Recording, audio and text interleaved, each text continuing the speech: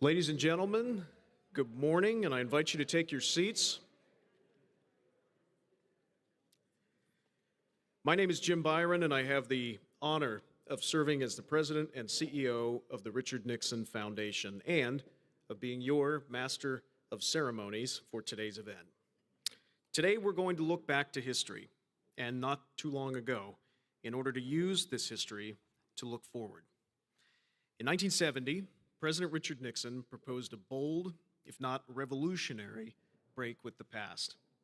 In a powerful message to Congress, dated July 8, 1970, he called for the end of forced assimilation of America's Indian tribes, ending decades of discriminatory and destructive policies, and fundamentally reshaping the relationship between the United States government and the descendants of the first inhabitants of this land. So all of those in the room with us here at the First Americans Museum in Oklahoma City, and all of those watching online, as this is streaming on X and on YouTube, are in for a real treat today. As we go back to the 1920s, to President Nixon's upbringing in Southern California, to learn how some of his formative experiences were shaped by a very powerful figure in his life, who happened to be American Indian. He came from very humble origins in Southern California, and he grew up with people of all different backgrounds, races, and histories. We will fast forward to the 1970s and talk with those who helped ideas become reality during his administration, and we'll evaluate the impact of those policies today by hearing from the senior leadership of the federally recognized tribes of Oklahoma. So let's begin this morning with an invocation. Allow me to introduce Brad Joe and the Choctaw Princesses for the Lord's Prayer.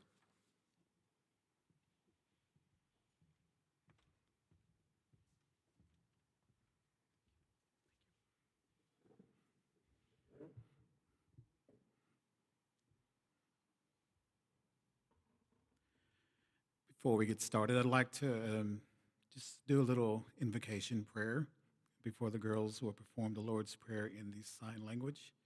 So if you would bow your heads with me, please. Pinkayaba ishbenilima, chihochifawa tolito pashki, Father. Our Father in heaven, your name is holy. Himaknitagat, Father. This day, Father, thank you, Father, for this day. Father, we ask that you bless this day and be with us throughout this session, throughout this day, and be with everyone in attendance. Jesus in Hochifot, Anopalbash, Anopalili. In Jesus' name I pray. Amen. If you would draw your attention to the two beautiful ladies, they will now perform the Lord's Prayer. Pinky. Abba ishbenilima,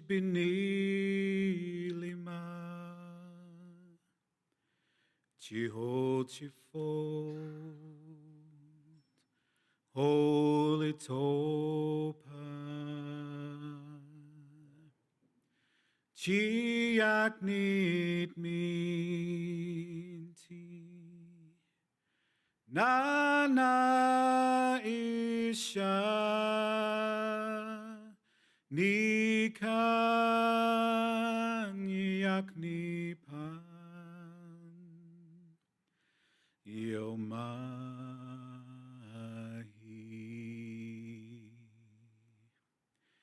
himmaknitag ishpipita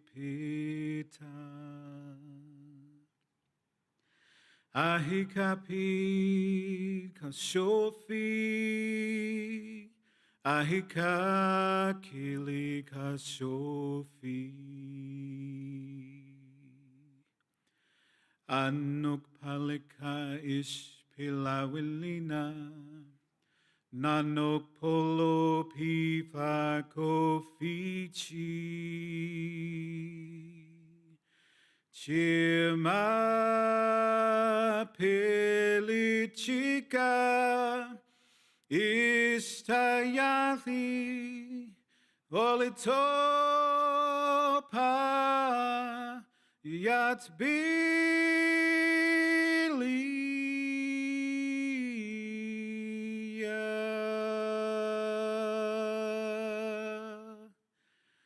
Athiski.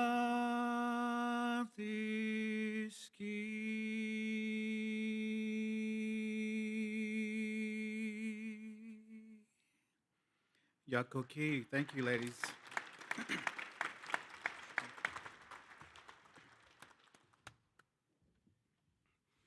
Thank you, and let's thank Junior Miss Choctaw Nation Darian Eubanks and Little Miss Choctaw Nation Ava Davenport. Thank you, ladies. Now, ladies and gentlemen, I invite you to stand for the presentation of the colors, the Pledge of Allegiance, and our national anthem.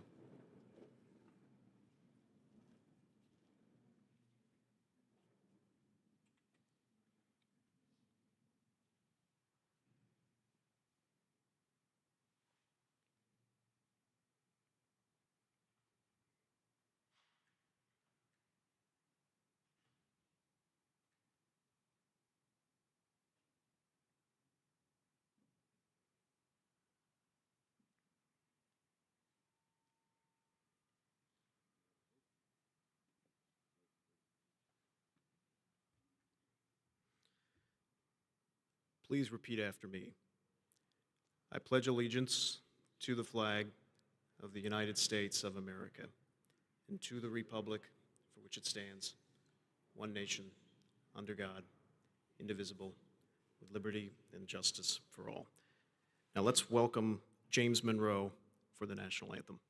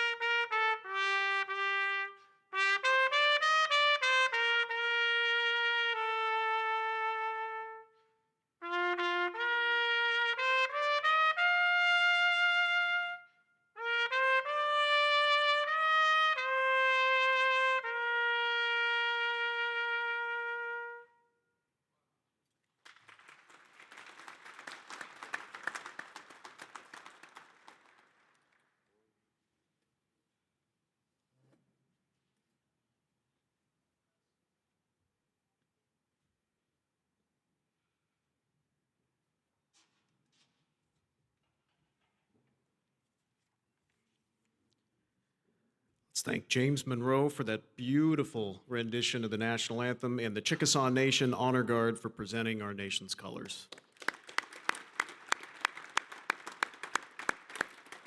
Please be seated. It's now my pleasure to introduce Dr. Kelli Mosteller, Executive Director and CEO of the First Americans Museum, our co-host for today's symposium. Dr. Mosteller has recently returned to Oklahoma after having served as Executive Director of the Harvard University Native American Program, and prior to her time at Harvard, she was Executive Director of the CPN Cultural Heritage Center for 11 years. Dr. Mosteller, thank you for allowing us to tell these stories in your beautiful museum, and I'd like to ask you to say a few words.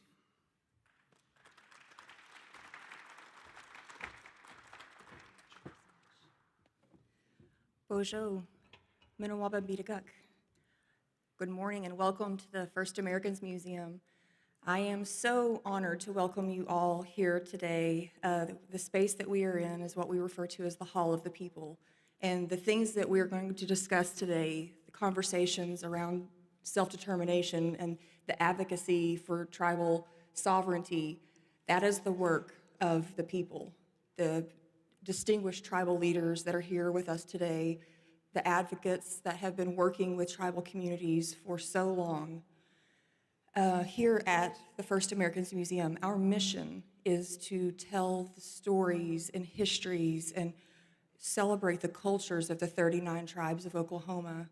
But one of those elements is to tell the stories of our continued successes and to be a space where we can champion and platform those victories. And it's the continued work that began in the 70s under the Nixon administration and tribal self-determination that makes me so proud to stand among all of you today and to be able to be here to talk about these successes and the hard work that it's taken. So to each and every one of you who has come here today to celebrate these victories and tell these stories, I say miigwech as the Executive Director of FAM and as a proud citizen of the Citizen Potawatomi Nation and resident of Oklahoma. I just want to say that we are so glad that you have come here today to share these stories, to tell of your experiences, and to highlight this very, very important turning point in our history. So welcome, Biitaguk.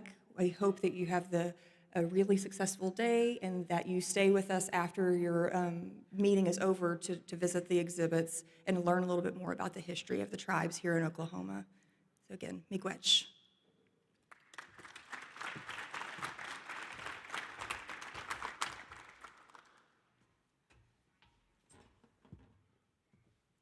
And I can't wait to see the exhibits, so thank you very much.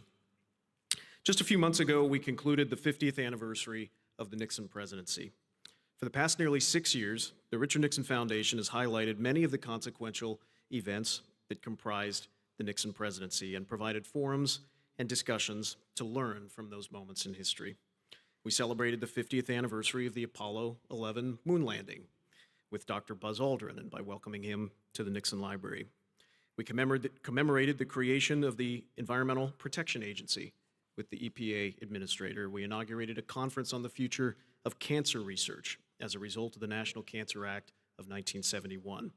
We began a new annual policy conference in Washington, D.C., called the Grand Strategy Summit, to learn from the kind of far-sighted Nixonian diplomacy that forged a new relationship with China and a new arms control agreement with the Soviet Union.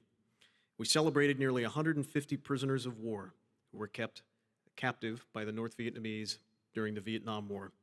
And recently, we partnered with Hebrew University to look at how America's support for Israel in the Yom Kippur War of 1973 shaped so many of the relationships that are present across today's Middle East. Unfortunately, though, because of our everyday lives and our tasks were disrupted due to the COVID-19 pandemic, we were unable to properly commemorate the 50th anniversary of the issuance of President Nixon's highly influential July 8, 1970 message to Congress that paved the pathway for American Indian self-determination, and the incredible impact that that message had in sparking dozens of new laws that benefited America's native communities and tribes. That message from 1970 read in part, quote, "The first Americans are the most deprived and most isolated minority group in the nation. On virtually every scale of measurement, employment, income, education, health, the condition of the Indian people ranks at the bottom." That's because for more than 30 years, and really going back much further, if you think about it, the US government's policy of Indian assimilation and termination was detrimental.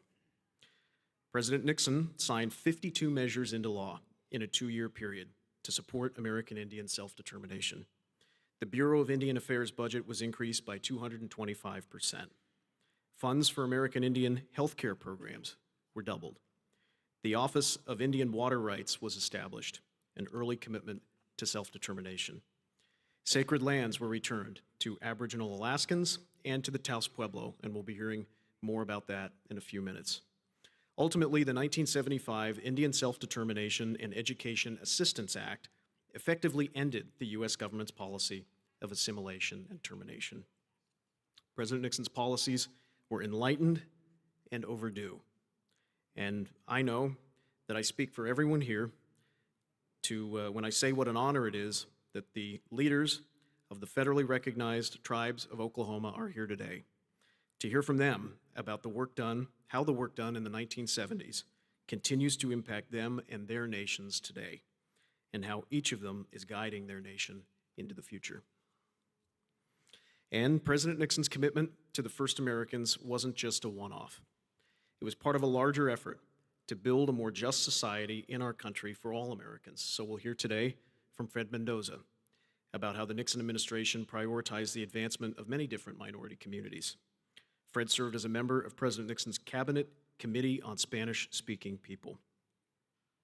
To quote one historian, Evan Thomas, the former editor of Newsweek, quote, President Nixon was conservative in many ways, but he was an activist.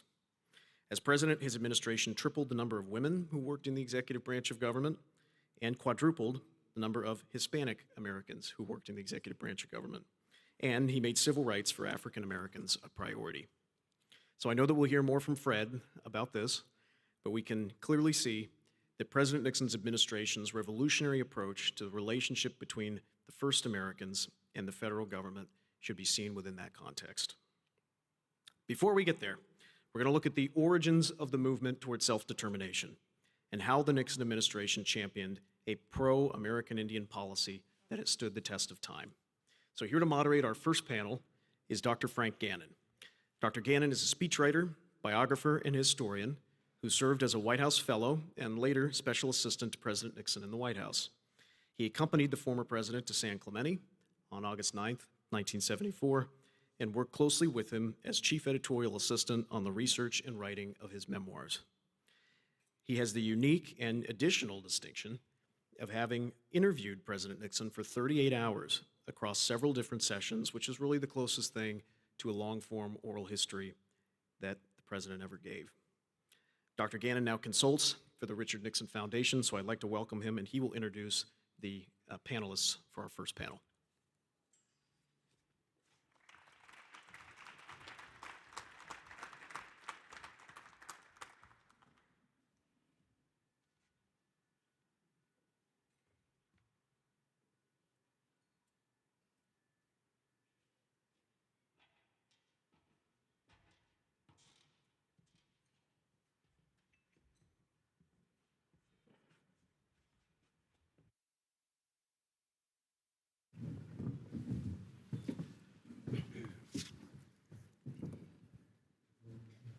Thank you, Jim, and good morning to everyone here with us in Oklahoma City and to everyone watching on the live stream.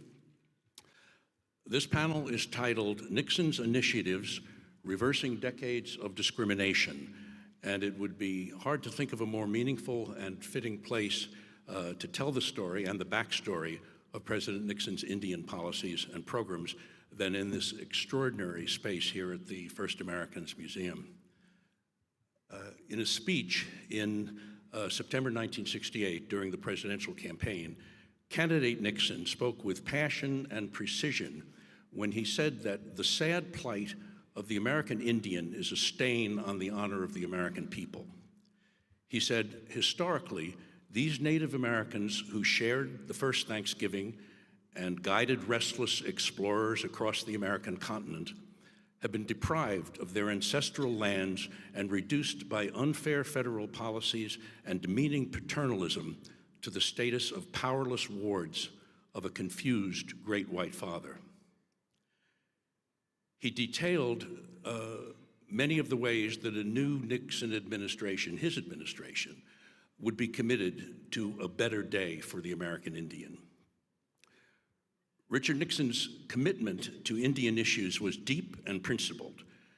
It was courageous because it frequently went against his political interest and advantage, and it was intensely personal, partly because of the profound influence of an inspirational coach, and partly because of his lifelong belief that the underdog deserves a chance and a champion. To discuss President Nixon's Indian history and legacy, we have an excellent panel, three of whom, despite their youthful appearance, were actually there in the 1970s and played pivotal parts in making the history they're going to be telling us about. I'll introduce them now following the order in which you'll be meeting them, beginning with Reid Payton Chambers, who is one of the foremost experts and pioneers in Indian law. From 1973 until 1976, Reid served as Associate Solicitor for Indian Affairs at the Interior Department, the department's chief legal officer with responsibility over Indian and Alaska Native matters. Since 1976, now closing in on 50 years, he's been partner of a law firm dedicated to representing Indian tribes and Alaskan Native organizations, specializing in litigation, tribal, reserved, water rights, and issues arising out of federal trust responsibility. Reid is joining us from his home in Falls Church, Virginia. Admiral Greg Slavonic here has served as acting Undersecretary of the Navy and Assistant Secretary of the Navy for Manpower and Reserve Affairs. His distinguished 34-year career in the Navy Reserve included combat deployments to Vietnam, Operation Desert Shield, Operation Desert Storm, and Operation Iraqi Freedom. Prior to joining the Defense Department, he was the first Chief of Staff for Oklahoma Senator James Lankford. Greg is currently CEO of the consulting company Blue Water Strategies, and he continues his career of public service as the interim executive director for the Oklahoma Department of Veterans Affairs, serving over 300,000 Oklahoma veterans. In 1969, fresh from Yale Law School, Bobbie Greene Kilberg was named a White House Fellow.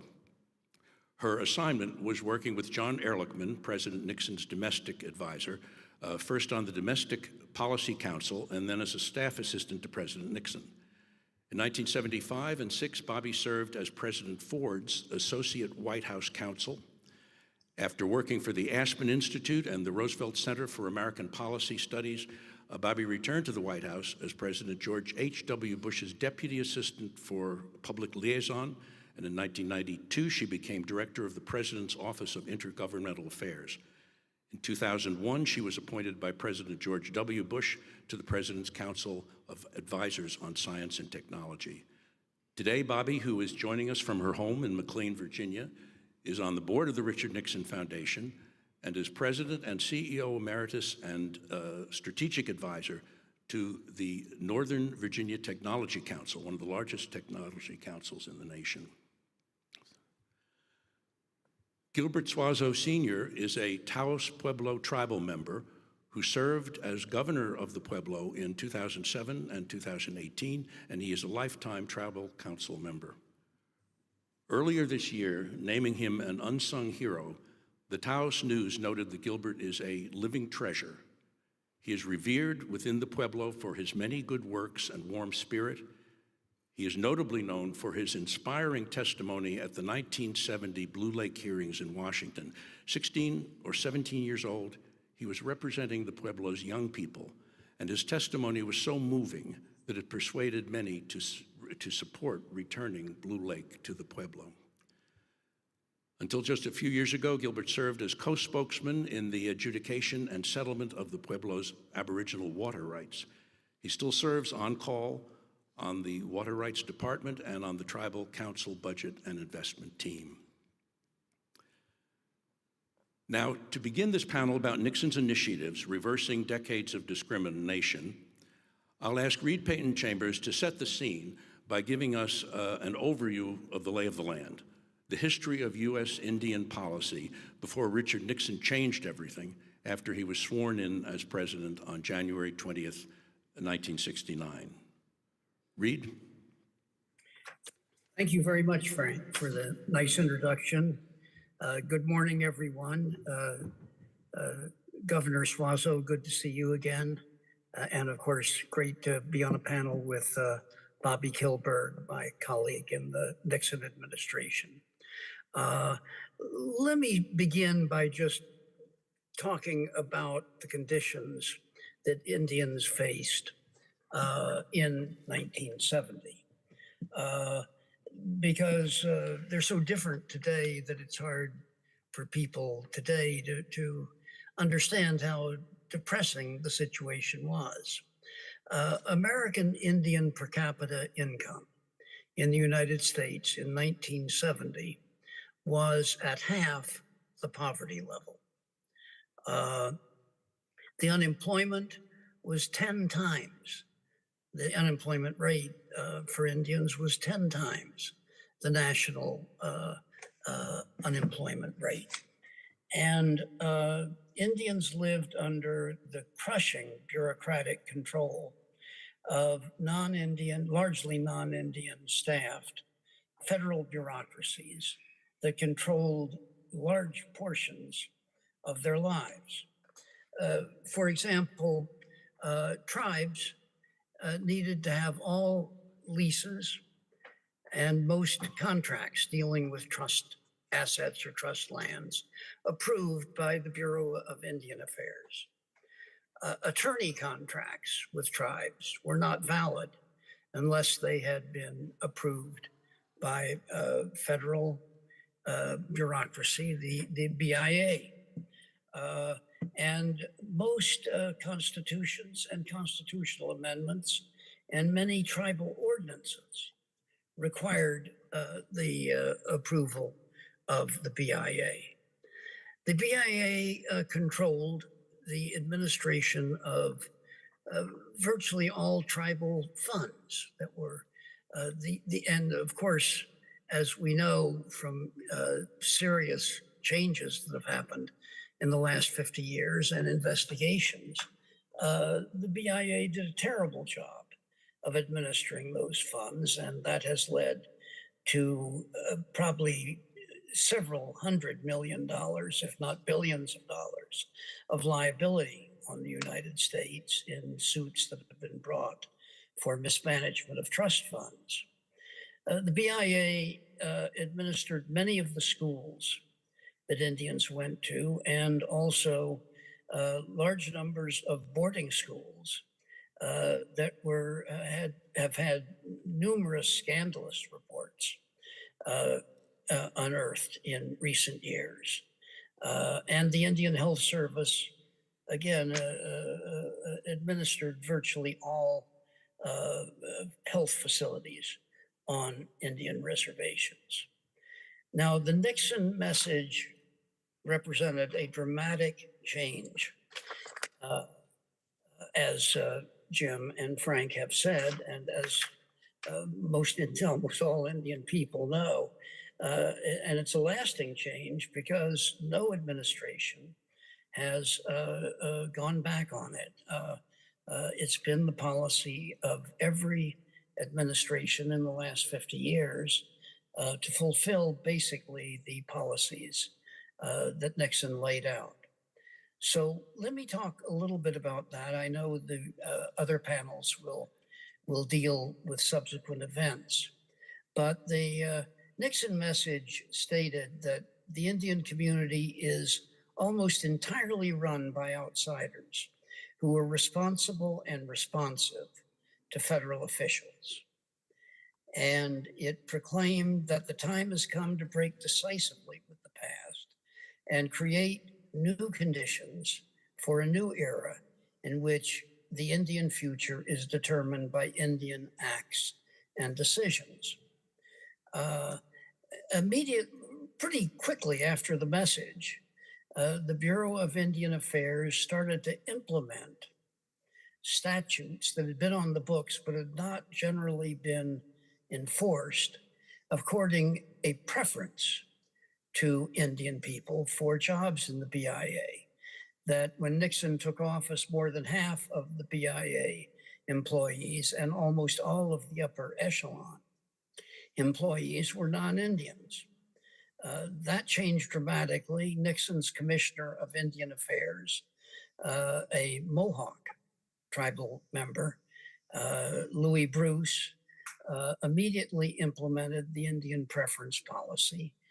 And then the Justice Department and Interior Department defended that against the charge that it was racially motivated in the Supreme Court. And the Supreme Court sustained it as a political classification, not a racial classification, because it applied to members of federally recognized tribes. That was a major change.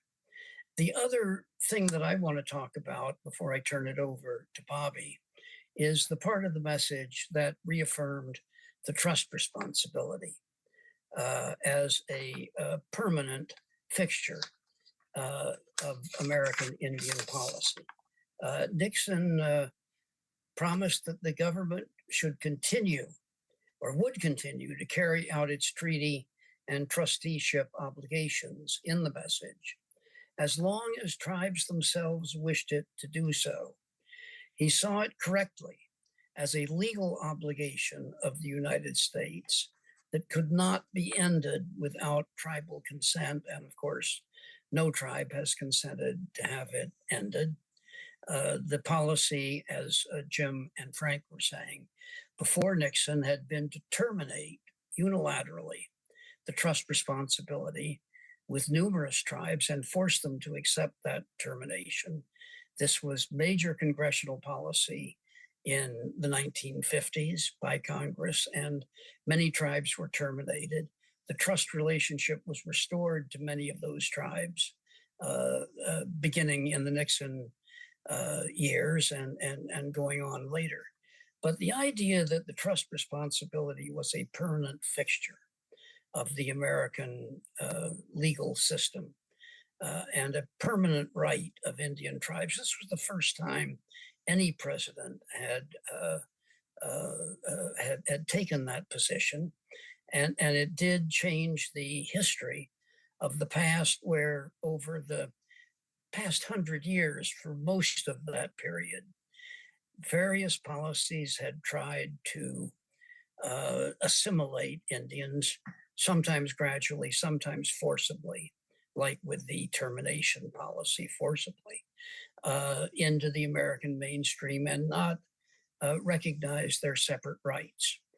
When I was appointed the chief Indian lawyer at the Interior Department in 1973, the solicitor, Kent Frizzell, directed me to serve simply as a trustee for Indian people and to begin, it had started, but it continued really through the Nixon administration to support hunting and fishing rights cases, treaty water rights cases, mentioning, for example, Governor Suazo's Taos settlement was a result of an adjudication that was brought by the Interior and Justice Departments on as trustee for the Taos Indians.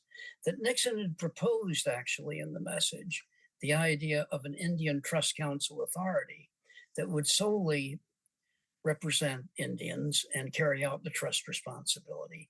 And while that was never enacted, as associate solicitor for 3 years, I was charged with carrying out that function as best I could within the Interior Department. And the Justice Department established, under the leadership of Assistant Attorney General Wally Johnson, a separate section to litigate these cases, that the increased cases that we were sending over from the Interior Department.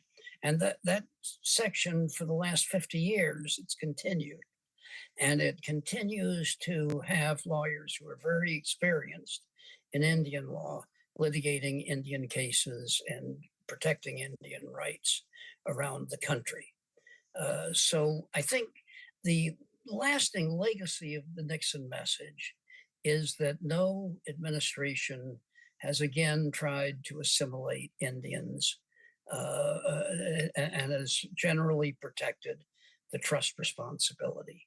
And I think the other speakers will speak of how the centerpiece legislation proposed in the Nixon message was the Indian Self-Determination and Education Act, which basically set up a system to contract the administration of federal programs from the federal agencies to the Indian tribes themselves.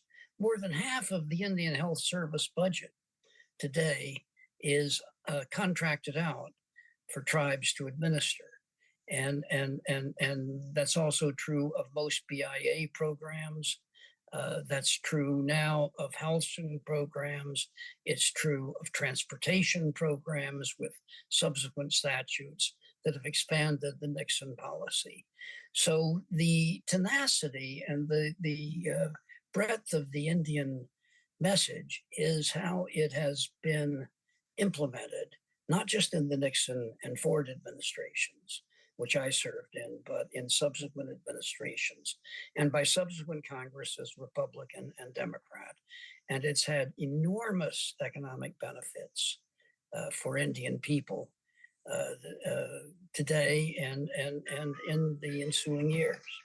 So I'm going to close now. I think my 10 minutes are up. Frank, I'll cede it back to you. And thank you very much for giving me the chance to do this.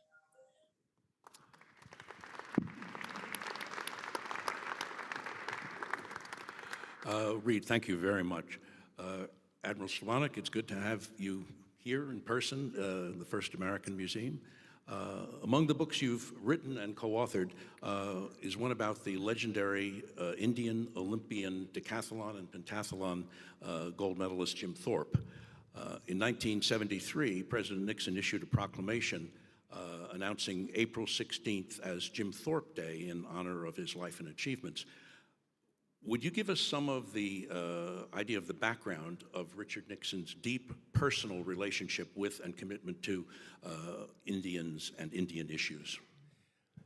Thank you, Frank. It's great to be here today. I will tell you that 4 years ago, I had the honor as my last official act with the Department of Navy to name a ship, the USNS Muscogee Creek Nation, and did that right outside there. So it was a cold January day, and this is the first time I've been back to this facility, and it's beautiful. This was not yet constructed, so it's an honor to come back and be with you today. So as Frank said, I have the honor to kind of trace President Nixon's roots and how he got to where he is and his interest in Native American issues. Nixon's influence and thinking there was one individual besides his father that really had this impact, and it was Wallace Chief Newman. Wallace Newman, which you see his photograph to my left, which is the far left photo, and I'll go into, was Nixon's football coach when he was at Whittier College. But it is said and written, and Frank may have written some of the things that I did research on, that Newman had more influence on Nixon's thinking than most anyone else. Newman was a member of the La Jolla tribe of the Losusi Indians, and he had an incredible influence on the president. Newman attended University of Southern California, where he played football, played baseball, exceptional athlete. Not quite the Jim Thorpe caliber, but he was as good with others in that era as anyone. And he also played in the first Rose Bowl for the University of Southern California. Upon graduation, he never had an opportunity to go to the NFL, even though the first commissioner of the NFL, as you all know, was Jim Thorpe. He chose a career in coaching. His first coaching assignment was at Covina High School in Covina, California, where he coached there for 4 years. And then took a job at a small college, Whittier College in Whittier, California.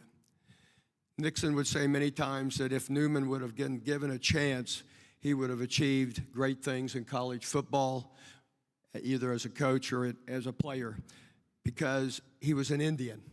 He was never given that opportunity.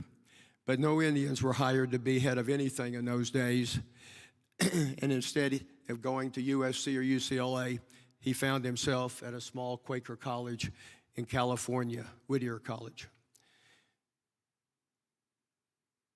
Coach Wallace coached from 1929 to 1950 and compiled a record of 102, 66 losses, and 44 ties. He won 8 Southern California Intercollegiate Athletic Championships, and he also coached basketball and baseball at Whittier. Of note, I might mention that there were 2 other coaches that coached at Whittier. Those names may resonate with you if you follow football. One was George Allen, who coached the Redskins and other teams, and Don Coryell, both of whom which are in the NFL Hall of Fame. Young Richard Nixon enrolled at Whittier in the early 1930s, and he decided he wanted to play football. This is where he met Coach Newman, who would have an impactful, would be impactful on his life and thinking about Native American issues. Nixon weighed 140 pounds, not very big, even by today's standards, so he had limited playing time. He was a third stringer. He said Newman taught him much, as much as his father. Nixon wrote, "I think I admired him and learned more from him than any other person besides my dad. He drilled in me a competitive spirit and a determination to come back after you've been knocked down or if you've lost. He gave him an acute thinking of what really mattered in evaluating a man's background. It's not the color, his race, or his religion, but his character."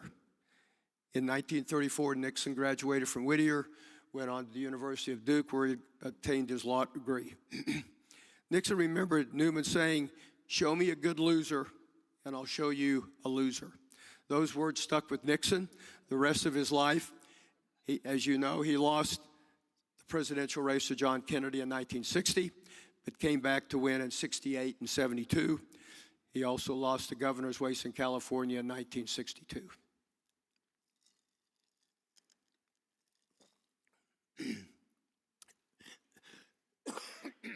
I'm just getting over laryngitis, so I apologize if I'm a little in and out on my speaking.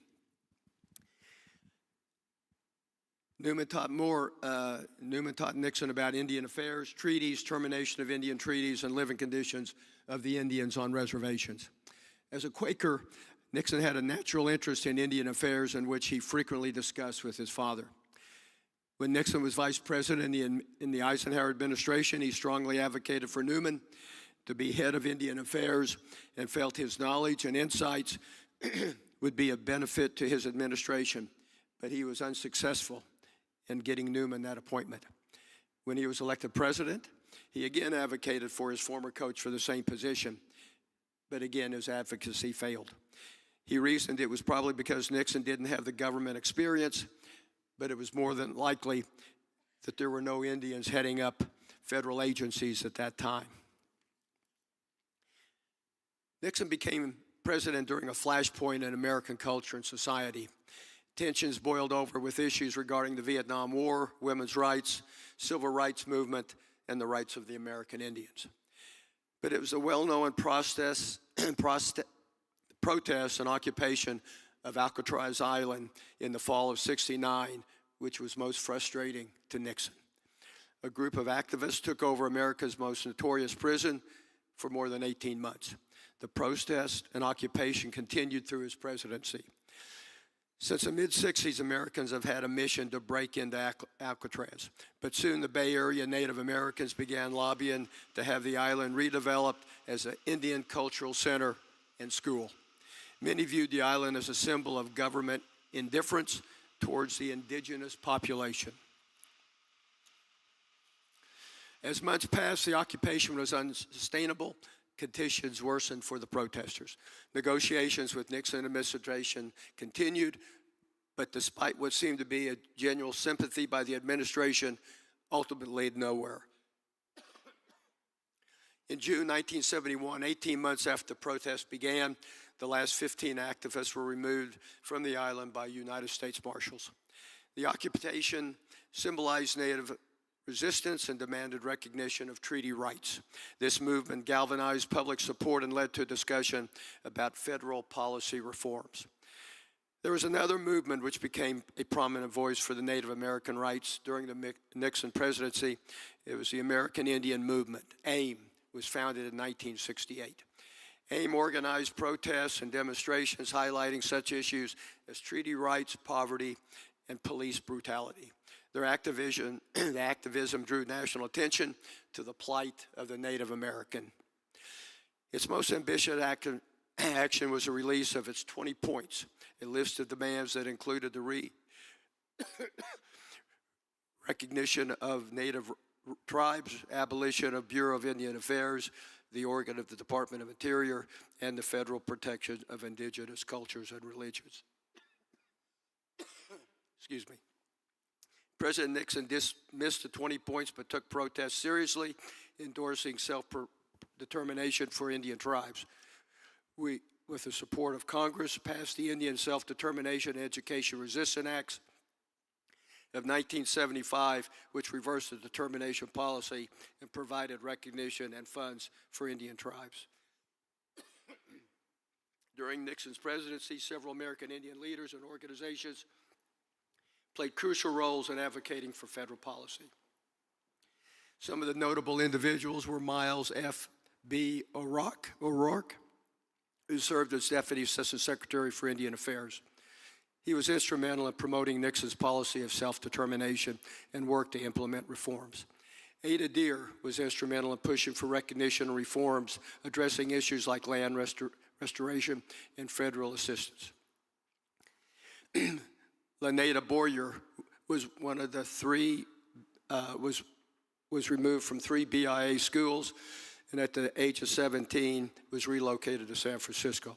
She was the first Indian admitted to UC Berkeley. Many meaningful changes came about because of Alcatraz, the Indian Education Act, the Indian Health Care Improvement Act, the Indian Child Welfare Act, the Urban Indian Health Care Act happened because of the Alcatraz occupation. Nixon initiated the Self-Determination Education Act, as I said, in 1975, which allowed tribes greater control over their own affairs and programs.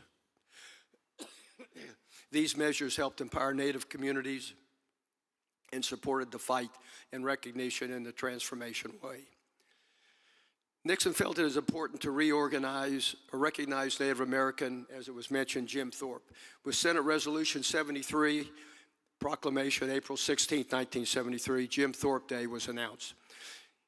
It has been acclaimed that Jim was the greatest athlete of the first half of the century, 20th century. And having done research on Jim Thorpe, I would have to agree with this. I did have the good opportunity to meet his sons, Jack and Richard Thorpe, along with several other of his family members. Throughout the decades, Native communities have constantly advocated for the rights and interests, leading to the increased visibility and acknowledgement of the unique challenges and contributions to the American society. The ongoing dialogue around reconciliation and restoration of rights continues to evolve today. So with that, I finished my remarks. I apologize for my voice, but I will leave now to our next speaker. Well, thank you very much for demonstrating a truly Nixonian determination to soldier through and get to the end.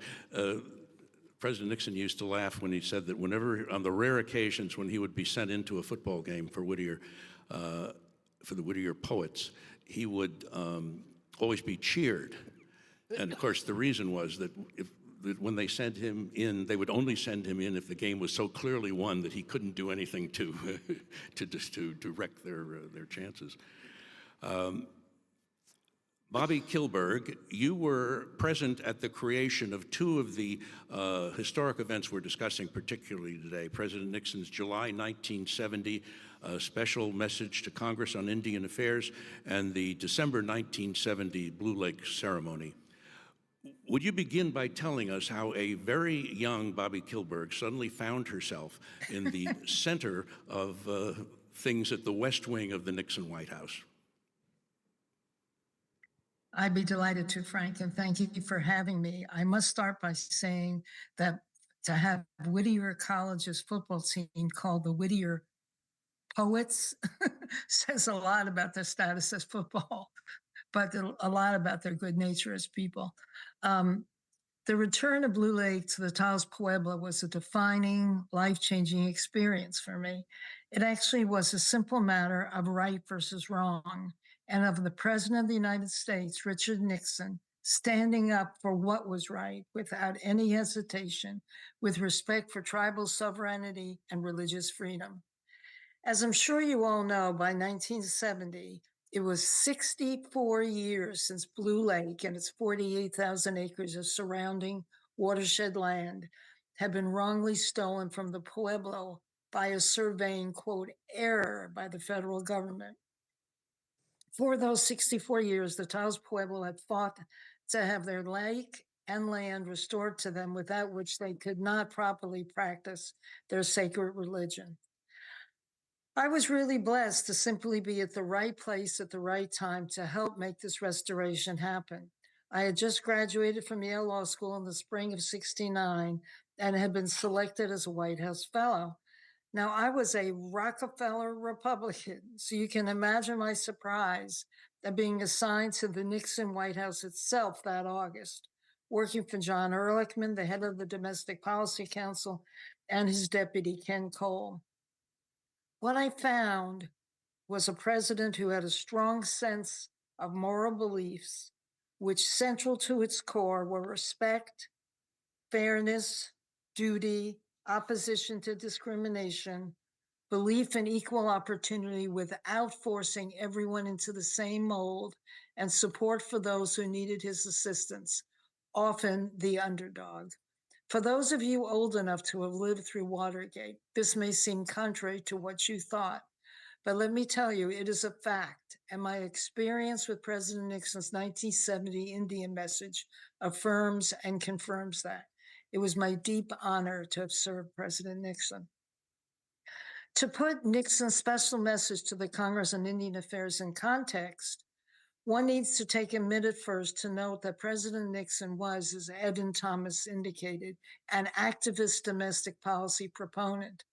Progressive is a very loaded word today, but back then it meant being willing to think and act outside of the box, to be innovative and forward-looking and positive about what the future in America could hold. Thus, in full partnership with John Ehrlichman at the helm of his Domestic Policy Council, President Nixon crafted domestic initiatives that changed the face of our country, and John needs to receive major credit for being front and center on all of them. I only have time to list a few of the most important of these initiatives, but they were numerous and profound. I'm going to read some of them. A focus on federalism, the beginning of welfare reform, which, by the way, President Clinton was finally able to sign into law, the creation of the Environmental Protection Agency, EPA, the creation of the Occupational Safety and Health Administration, OSHA, major expansion of the Clean Air Act, establishment of the Clean Water Act, creation of Earth Day, the full funding of the newly created endowments for the arts and humanities, which President Johnson had established at the end of his term, the Philadelphia Plan, the first affirmative action program, for the construction trades, major pension reform called ERISA, healthcare reform, including the creation of HMOs, if any of you can remember those, which were a revolutionary concept at that time. Major increases in funding for historically Black colleges in line with his philosophy of self-determination and opportunity without forced assimilation. Major increases in the number of women in federal government leadership roles, creation of the Office of the Domestic Policy Council and the Office of Management and Budget. Plus, very significantly, passage of the Indian Self-Determination Act, followed the next year by the Alaskan Native Clans Settlement Act, which redefined Indian relations in this country, recognized tribal sovereignty and self-determination, and rejected termination and forced assimilation in favor of the Indian tribes determining and controlling their own future. Richard Nixon believed this to his core. This was a definitive break from the past, and he provided the building blocks to make the policy a reality. Now let's turn to how the special message on Indian affairs came about. The Admiral has eloquently described the influence of Coach Newman on President Nixon's belief system in the area of Indian rights. I agree with everything he conveyed to you. Thus, let's proceed to the internal workings of the Nixon White House policymaking. It was October 1969 at the 7:30 a.m. White House senior staff meeting in the Roosevelt Room in the West Wing, which I was fortunate to attend, not as a member of the senior staff, because I was quite junior, but rather as a White House fellow. I normally sat on the side of the room and not around the table. The meeting was chaired by John Ehrlichman, and Len Garman, counsel to the president, who would play a major part in the Indian message, was at the table. On that particular morning, John opened the meeting by saying that the president had talked with him and wanted to review federal Native American policy. John noted that the president was not pleased nor satisfied with the state of Indian opportunity in this country. John then asked whether anyone in the room had any expertise in this area. Well, there was total silence. I hesitated for a while because I was supposed to be a silent backbencher, but when no one else weighed in, I gingerly raised my hand and said that my thesis at Yale Law School had been on community control of Indian education, and that I had spent about 3 weeks on the Navajo reservation working on an education lawsuit against the BIA. Thus, in logical fashion, I was drafted on the spot, and John asked Len Garman to work as a senior advisor on the project. Len assigned his assistant, Brad Patterson, who actually was a civil servant who came to the White House during Eisenhower's presidency and simply never left, to work with me. One of the first things we did was to consult with Bob Robertson, director of the National Council on Indian Opportunity, NCIO, which reported to Vice President Agnew. NCIO was chaired by the Vice President and was composed of 8 cabinet secretaries, including Interior Secretary Wally Hickel, Reid's boss, and 8 Indian leaders. President Johnson had delivered a 1968 message on Indian affairs, and NCIO had already started a series of public regional forums seeking both reservation and urban Indian input. On January 26, 1970, the Vice President held a meeting of NCIO's cabinet and Indian members in the West Wing Roosevelt Room to discuss the NCIO recommendations. All the NCIO members were in attendance, plus Len Garman, Bob Robertson, C.D. Ward, who was policy advisor to the Vice President, Brad Patterson, and me. NCIO member LaDonna Harris, whom you all know as a Comanche Indian and head from Oklahoma, obviously, and head of Americans for Indian Opportunity, and also, by the way, wife of Oklahoma's Democratic Senator Fred Harris, a liberal populist and chairman of the Democratic National Committee. She spoke on behalf of the Indian members. And when she spoke, she was so moving and powerful and charismatic that the room was literally spellbound. It was something to see and hear. It would take me an hour at least, so I won't do it, to describe the process by which we synthesized the NCIO recommendations plus added major additional initiatives before sending a decision memorandum to President Nixon for his approval. We used a very deliberative process for domestic policy decisions in all areas of the Nixon administration, which involved analyzing, strengthening, altering, and finalizing recommendations, ensuring that the perspectives of all the players were fully and fairly presented to the president through John Ehrlichman. John made the final recommendations on Indian policy to the president in late April 1970. The final recommendations, which President Nixon approved, were as follows: self-determination with rejection of termination, the right of Indian tribes to control and operate federal programs through contracts, and Reid has gone through many of these, education reform, including the right of Indian communities to control their own schools, economic development legislation, major additional resources for Indian health and urban Indian programs, establishment of an Indian Trust Council Authority, creation of an Interior Department Assistant Secretary for Indian and Territorial Affairs, and the return of Blue Lake and its surrounding lands to the Taos Pueblo. I clearly remember John Ehrlichman telling me that President Nixon was adamant that no one in Indian country should ever view self-determination as a disguise for termination. I think that the president's historic statement on self-determination took Indian policy watchers by surprise. They didn't expect it from him, and that was because they did not really understand him and his sincere and deeply held belief in the importance of fighting these devastating wrongs. I need to take a few final minutes to describe the president's Blue Lake decision to you and how much he was emotionally invested in it, because this is a side of him that is rarely reported on or chronicled. It is a very human and caring side of Richard Nixon's nature, and I personally think it's our duty to have it recorded for history. The question is how and why Blue Lake became the centerpiece of President Nixon's Indian message of July 8, 1970, which, by the way, was reported on the front page of the New York Times above the fold on July 9th and took up a full inside page as well. Well, it's late June, and is often the case with every president who has an exceedingly busy schedule, many major initiatives are announced as a press release document rather than through an event. Because of a difficult week, the decision was made to do so initially with the Indian message.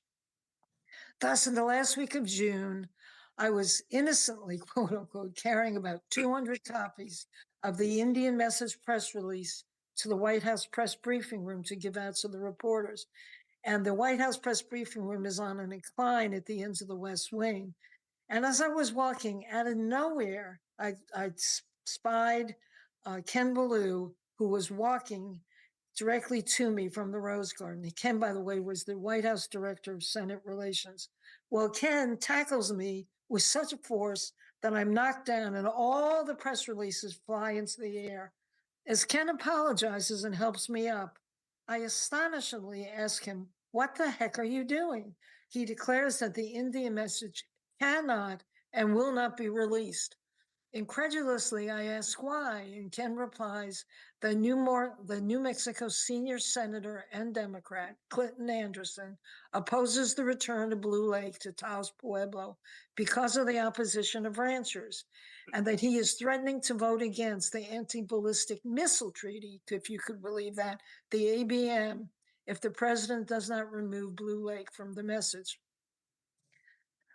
My stunned response was to take Ken upstairs to meet with John Ehrlichman, who listened to him and then called Rose Woods, the president's secretary, to say he needed to come see the president in the Oval Office. John and Ken proceeded to the Oval Office. I was much too junior to be invited in, but I waited in the anteroom, almost with my ears by the door. After what seemed like forever, the Oval Office door opened, and I thought I saw the president wink at me. Now, the president was not known to wink at anyone, but I swear that he winked at me. I looked at Ehrlichman and Ballou and asked what happened. John was smiling broadly, and Ken looked like a Mack truck had run over him. The president had instructed Ken to tell Senator Anderson, quote, that his decision stands in support of Blue Lake, and that if Anderson did not like it, he could vote against the ABM and he could go four-letter word himself. And what was more, I thought you'd laugh at that, but it was true. And what is more, Ehrlichman said, we are going to invite the Taos Pueblo leadership to the White House to release the Indian message in front of them and to declare the president's strong and firm support for the return to Blue Lake and the entire Indian message. The White House meeting took place in the cabinet room on July 8th. President Nixon was joined by the Taos Pueblo leaders, the cacique Juan de Jesus Romero, who was the Pueblo's religious leader, the Pueblo governor Quirino Romero, the tribal secretary Paul Bernal, a delegation of 4 Taos councilmen, the National Council of Indian Opportunity Vice President John Rayner, and the Taos Pueblo youth representative Gilbert Suazo, who was with us today. Present from the Nixon White House were John Ehrlichman and Lynn Garmond and Vice President Agnew, plus a number of the relevant cabinet members, including the Secretary of the Interior. Gil and I were the 2 by far youngest people in the room, and Gil went on to become the Pueblo governor in later years and has kept the history of the return of Blue Lake alive in the Pueblo and nationally over these 52 years. We're good and close friends, and I'm looking forward to his comments. I think also, as an aside, that Gil and I may very well be the only 2 individuals still alive who were in that cabinet room that day. It was, by the way, a great honor to meet in the cabinet room. The cabinet room traditionally reserved for meetings with the cabinet, governors, or congressional leaders. Other meetings typically took place in the Roosevelt room across the corridor. This was the first time in the Nixon White House that any other than those above mentioned designees had been invited to meet with the president in the cabinet room. It was a very significant recognition by the president of tribal serenity and his deep respect, and it was something that John Ehrlichman very much had wanted. In late July 1970, the Pueblo leaders took a small delegation of us from the White House, including Vice President Agnew's daughter, Kim, C.D. Ward of the Vice President's staff, Len Garman, and me, riding on horseback for hours to Blue Lake. We rode above the very high tree line. I fainted, and all of a sudden we were staring down at a sapphire blue jewel, the lake in the forest. We then descended down a steep incline, galloped through meadows, and finally sat by the lake, which no longer looked sapphire blue, but at its edge looked like a living organism teeming with life. A Taos councilman, Cruz Trujillo, explained the lake's secret to me, and I understood the very special nature of our small group of Anglos being invited to the lake, a privilege rarely afforded to non-tribal members. I also will never forget the two very large gentlemen with machetes on horseback who challenged us when we first arrived, nor the later knowledge that rather than riding on horseback for many hours, we could have reached to within 1 hour of the lake by jeep. Obviously, the Pueblo was making a well-taken point. The Blue Lake legislation was stuck in the Senate Interior and Insular Affairs Committee, chaired by Senator Scoop Jackson, Democrat from the state of Washington. In fact, the committee had voted to reject the legislation, which by all accounts should have killed it. When legislation was voted down by a committee, that was the end of it, until Blue Lake. A Senate Interior Committee's vote had never, ever been overturned before the full Senate, but a bipartisan effort led by Oklahoma Democrat Senator Fred Harris, his Comanche, Oklahoma wife, LaDonna Harris, and our Republican president, Richard Nixon, was determined to do precisely that and pass the legislation. Can you imagine what an odd, very odd, but effective trio they were? And they had active help from Democrat Senators Ted Kennedy of Massachusetts and George McGovern of South Dakota, and from Republican Senators Bob Griffin of Michigan and Mac Mathias of Maryland. With the exception of McGovern, none of their states had major Indian populations, but they did it because it was right. The Blue Lake legislation had earlier passed the House of Representatives under the leadership of Florida Democrat Congressman James Haley, with the major assistance of Republican Congressman Manny Lujan from New Mexico. So the Senate was the intractable obstacle. Between our Senate coalition members, plus John Ehrlichman, Len Garment, me, and even the president, we spoke with almost every U.S. senator, not just their staffs, but with each senator. The one exception was Senator Barry Goldwater, who would not talk to any of us. He did, however, graciously take a phone call from the president, but would not tell even him what he intended to do. You will just have to wait and see, he said. Then on December 2nd, the Taos delegation of the Cacique, Governor Romero, Paul Bernal, James Mirabal, and John Rayner sat in the Senate gallery for the full Senate vote, along with LaDonna Harris, me, Brad Patterson, the Pueblo's lawyers, Jerry Strauss and Bill Schaub, and Susie Poole, who had funded the legal effort. To our utter amazement, the vote was 70-12. I repeat, 70-12 in favor of passage. There was a clear gasp because it was supposed to be much closer, a real nail biter. The key had been Republican Senator Barry Goldwater, the dean of the Senate in these matters. After Senator Harris had given an elegant speech just before the vote, Senator Goldwater unexpectedly stood up, and all the senators on the Senate floor turned to listen. Goldwater slowly and forcefully declared that, after thinking about it long and hard, He was supporting the return to Blue Lake to the Taos Pueblo, because it was the right thing to do. And then added slightly under his breath that perhaps it would be better off if we just turned the whole darn state back over to them. Now, in the Senate gallery, which is in the balcony above the floor, visitors were never supposed to talk, applaud, stand, or even chew gum. But the cacique had brought with him two canes, one that President Abraham Lincoln had given to the Pueblo, and one that President Nixon had given to the Pueblo in July 1970, both to honor the Taos Pueblo people.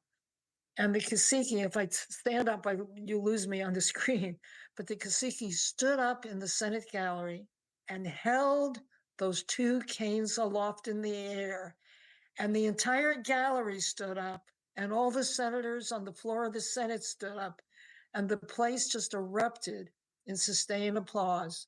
No one had ever seen anything like that before. It was beyond moving.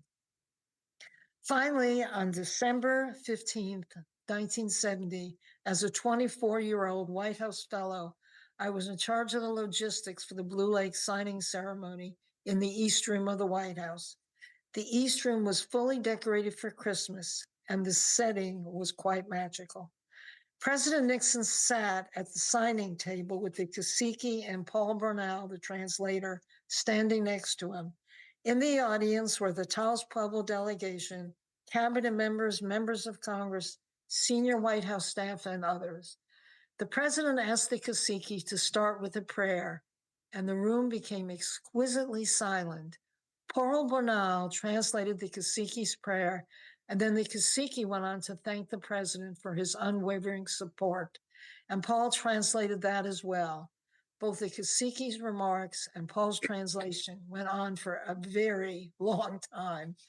Then the president stood and made heartfelt and extemporaneous remarks, after which he sat back down, took his pen in hand, and signed into law the return of Blue Lake to Taos Pueblo.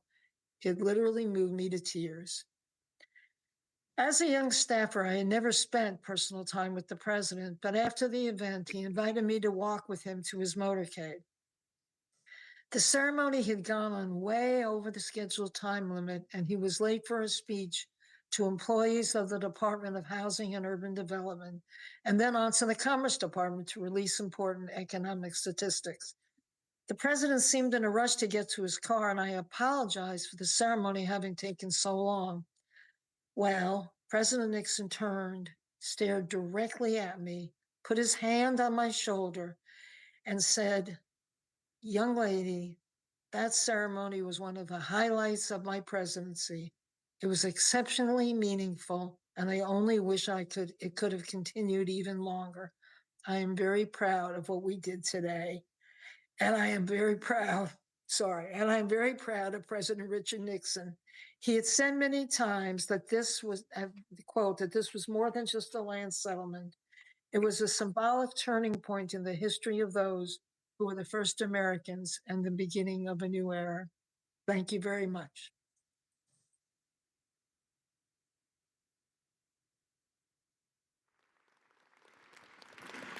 Well, Bobbie, thank you. That's a hard act to follow, but I think Gilbert can do it. Gilbert, Suazo, I want to thank you for traveling to be with us in Oklahoma City this morning. It's a great honor to have you here here with us at the First Americans Museum.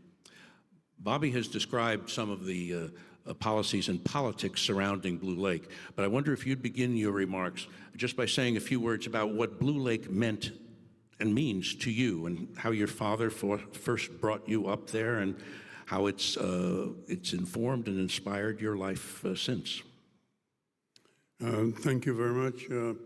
First of all, greetings to all of you from Taos Pueblo, my home place in northern New Mexico. I'm here to share my historical perspectives about my people's fight for Blue Lake for 64 years. Our meeting with President Nixon on July the 8th, 1970, and then how that meeting and the victory with the return of Blue Lake continues to be noticed in very important ways, especially now after 50 years have gone by.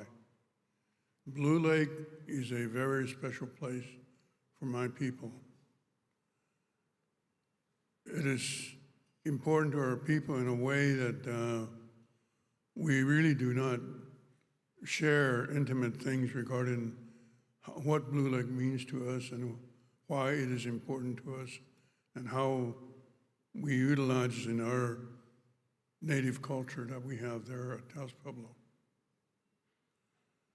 That culture is important enough that my people, when Blue Lake was taken away in 1906, never gave up the fight for 64 years to get that land back. We were offered a monetary settlement for that land, but my people, for all those 64 years, refused any monetary compensation for land that is so culturally important to our people.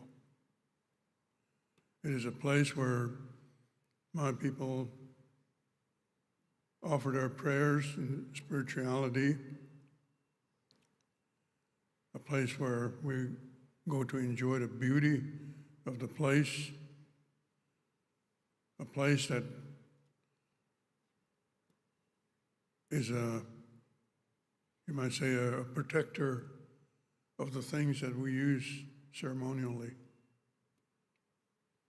So it is a very important place, and this is why my people, after 1906, went on for decades and decades through many, many tribal leaderships, never gave up the fight. So now I'll share with you the 1970s and what happened during that time, my personal perspectives. So a congressional hearing on Blue Lake, the return of Blue Lake to Taos Pueblo, was scheduled on July the 9th, 1970, before the Senate Committee on Interior and Insular Affairs, Subcommittee on Indian Affairs.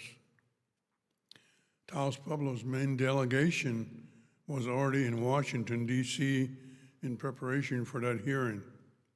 I was scheduled to give testimony at that hearing on behalf of the younger generation of Taos Pueblo, and I was expected to leave on July the 8th so I could be there for the congressional hearing the next day on July the 9th.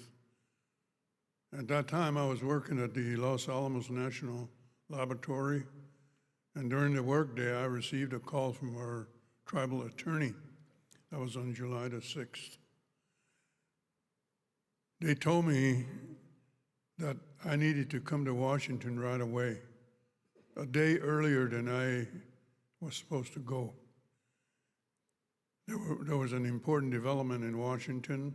They won't say what it was, but they said you were going to be traveling to Washington with 3 councilmen, and you need to be here right away. So on July the 7th, the second delegation of Taos Pueblo councilmen and myself traveled hurriedly to Washington. You know, they didn't know which councilmen were going to go because it was happening so quickly, so suddenly.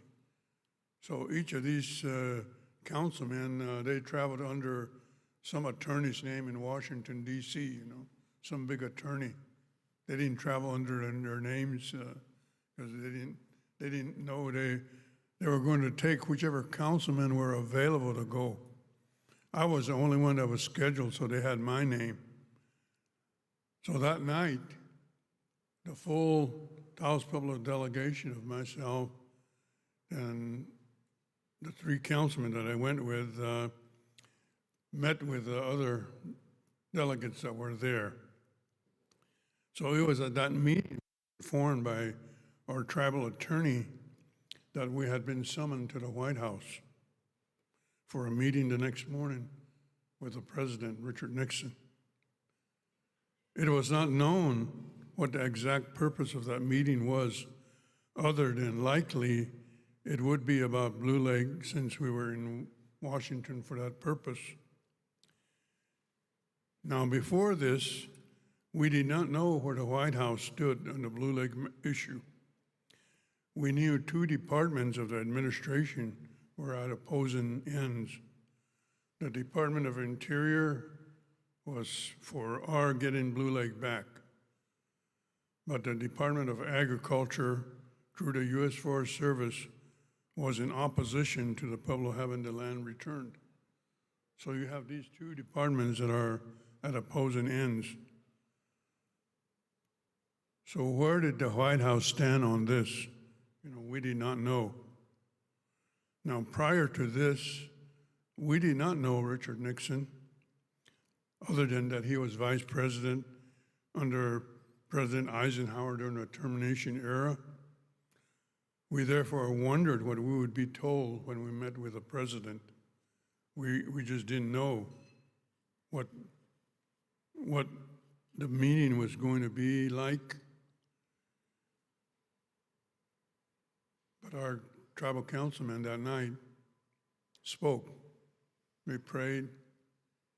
They offered advice to our tribal council spokesman, talked about why we were there, reminisced about things that needed to be said that would be meaningful for the hearing that we were going to have the following day.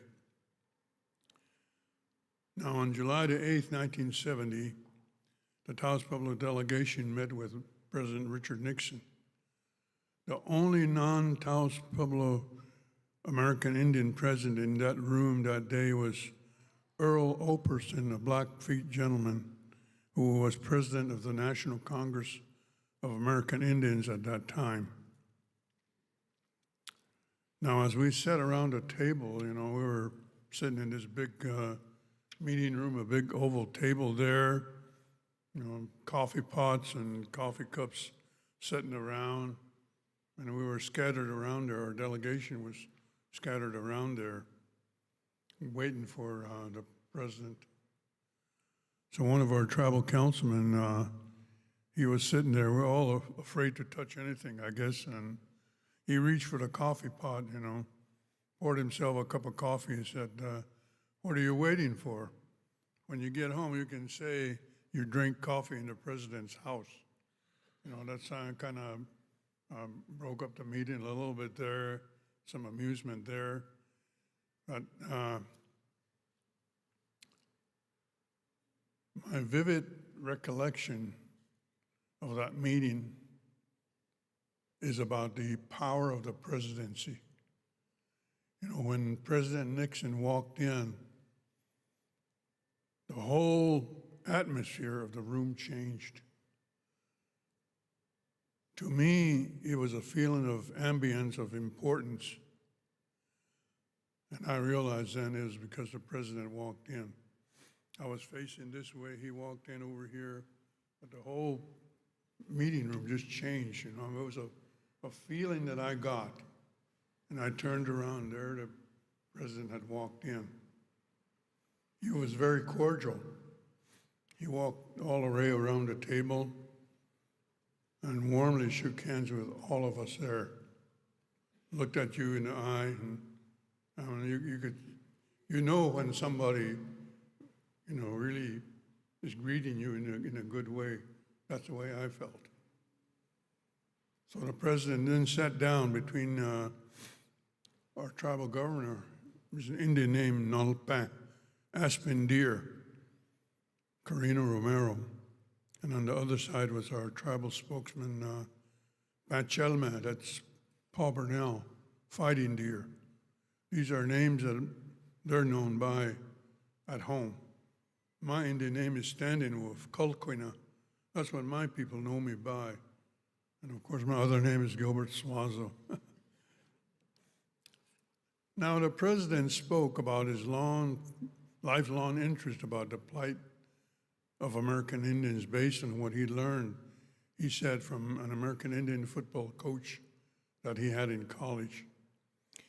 He said that interest stayed with him and that if he ever could, he would do what he could to help Indian people, words to that effect. You know, I know he had a written statement, but in that room, you know, he said things, you know, on his own. And those are the words that I remember. And I tell you, some of those words don't appear written anywhere. So when he said he was going to help Indian people if he could, now that he was president, he was in a position to do that. Now, he went on to say that he knew Taos Pueblo was fighting for the return of its lands taken by the federal government. He further said he knew about the Senate committee hearing the next day about Blue Lake. So he then pledged support for the return of Blue Lake to Taos Pueblo. And that when the Pueblo's legislation, H.R. 471, came to his desk, he would sign that legislation, which of course he did on December the 15th, 1970, into Public Law 91-550.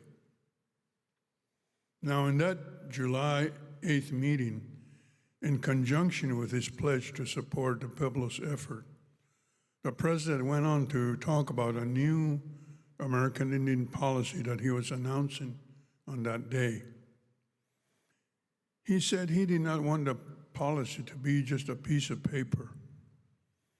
The president said his support for the return of Blue Lake to Taos Pueblo would be the tangible example for the intent of the new American Indian policy, and that the restoration of Blue Lake to Taos Pueblo would be the cornerstone of that policy. These are words that I did not find written anywhere, but these are words that I heard, and I was almost across the table from the president there when he spoke those words. Now, Bobbie, a few minutes ago, mentioned something about the right time and the right place. You know, I always think about how did this whole thing happen? You know, there we were in Washington. For 64 years, we've been fighting for Blue Lake. We did not expect to be summoned to the White House. We did not know that there was a new Indian policy in the works, in the background. We did not know that. We did not know until that day that we sat in that room. But it was happening. And we were there to testify about Blue Lake. So this is about things coming together that, I mean, how do you plan something like that? You know, you really can't plan something like that like years or months ahead of time. You know, these things happen because I feel what was done. I guess my feeling is that whatever preparation work that was done by Bobbie and the rest of the people there in the background, the president himself recognized this.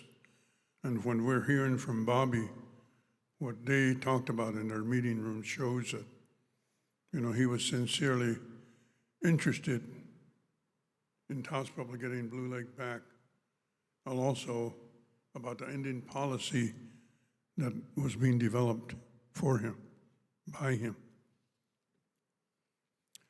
Now, sadly, the Senate committee hearing on July the 9th was very rough.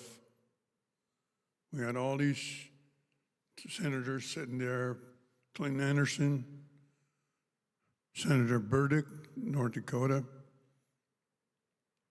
Senator Metcalf. These were senators that were, you might say, cronies of our New Mexico Senator Clinton Anderson. Those were his buddies, you know. So they were all basically supporting him. So the meeting was rough, you know, from the meeting that we had the day before with the president, this was really, you might say, a downer, because it was a tough meeting for our people. 180 degrees, you might say, from the meeting that we had with the president the day before. Now, following the July 1907 meeting with the president and the Senate committee hearing, the Pueblo returned home with high hopes because we had the support of President Nixon. The July 8th meeting and the pledge of support from President Nixon, President of the United States, gave my people, the Pueblo, a real sense of justice, that it was forthcoming. So even on the way back on the plane, we're already talking about a celebration that we need to have when we get home. And we did have that celebration. It was about maybe a couple weeks after the July 8th meeting. That celebration was called Justice Day. That's what we called it.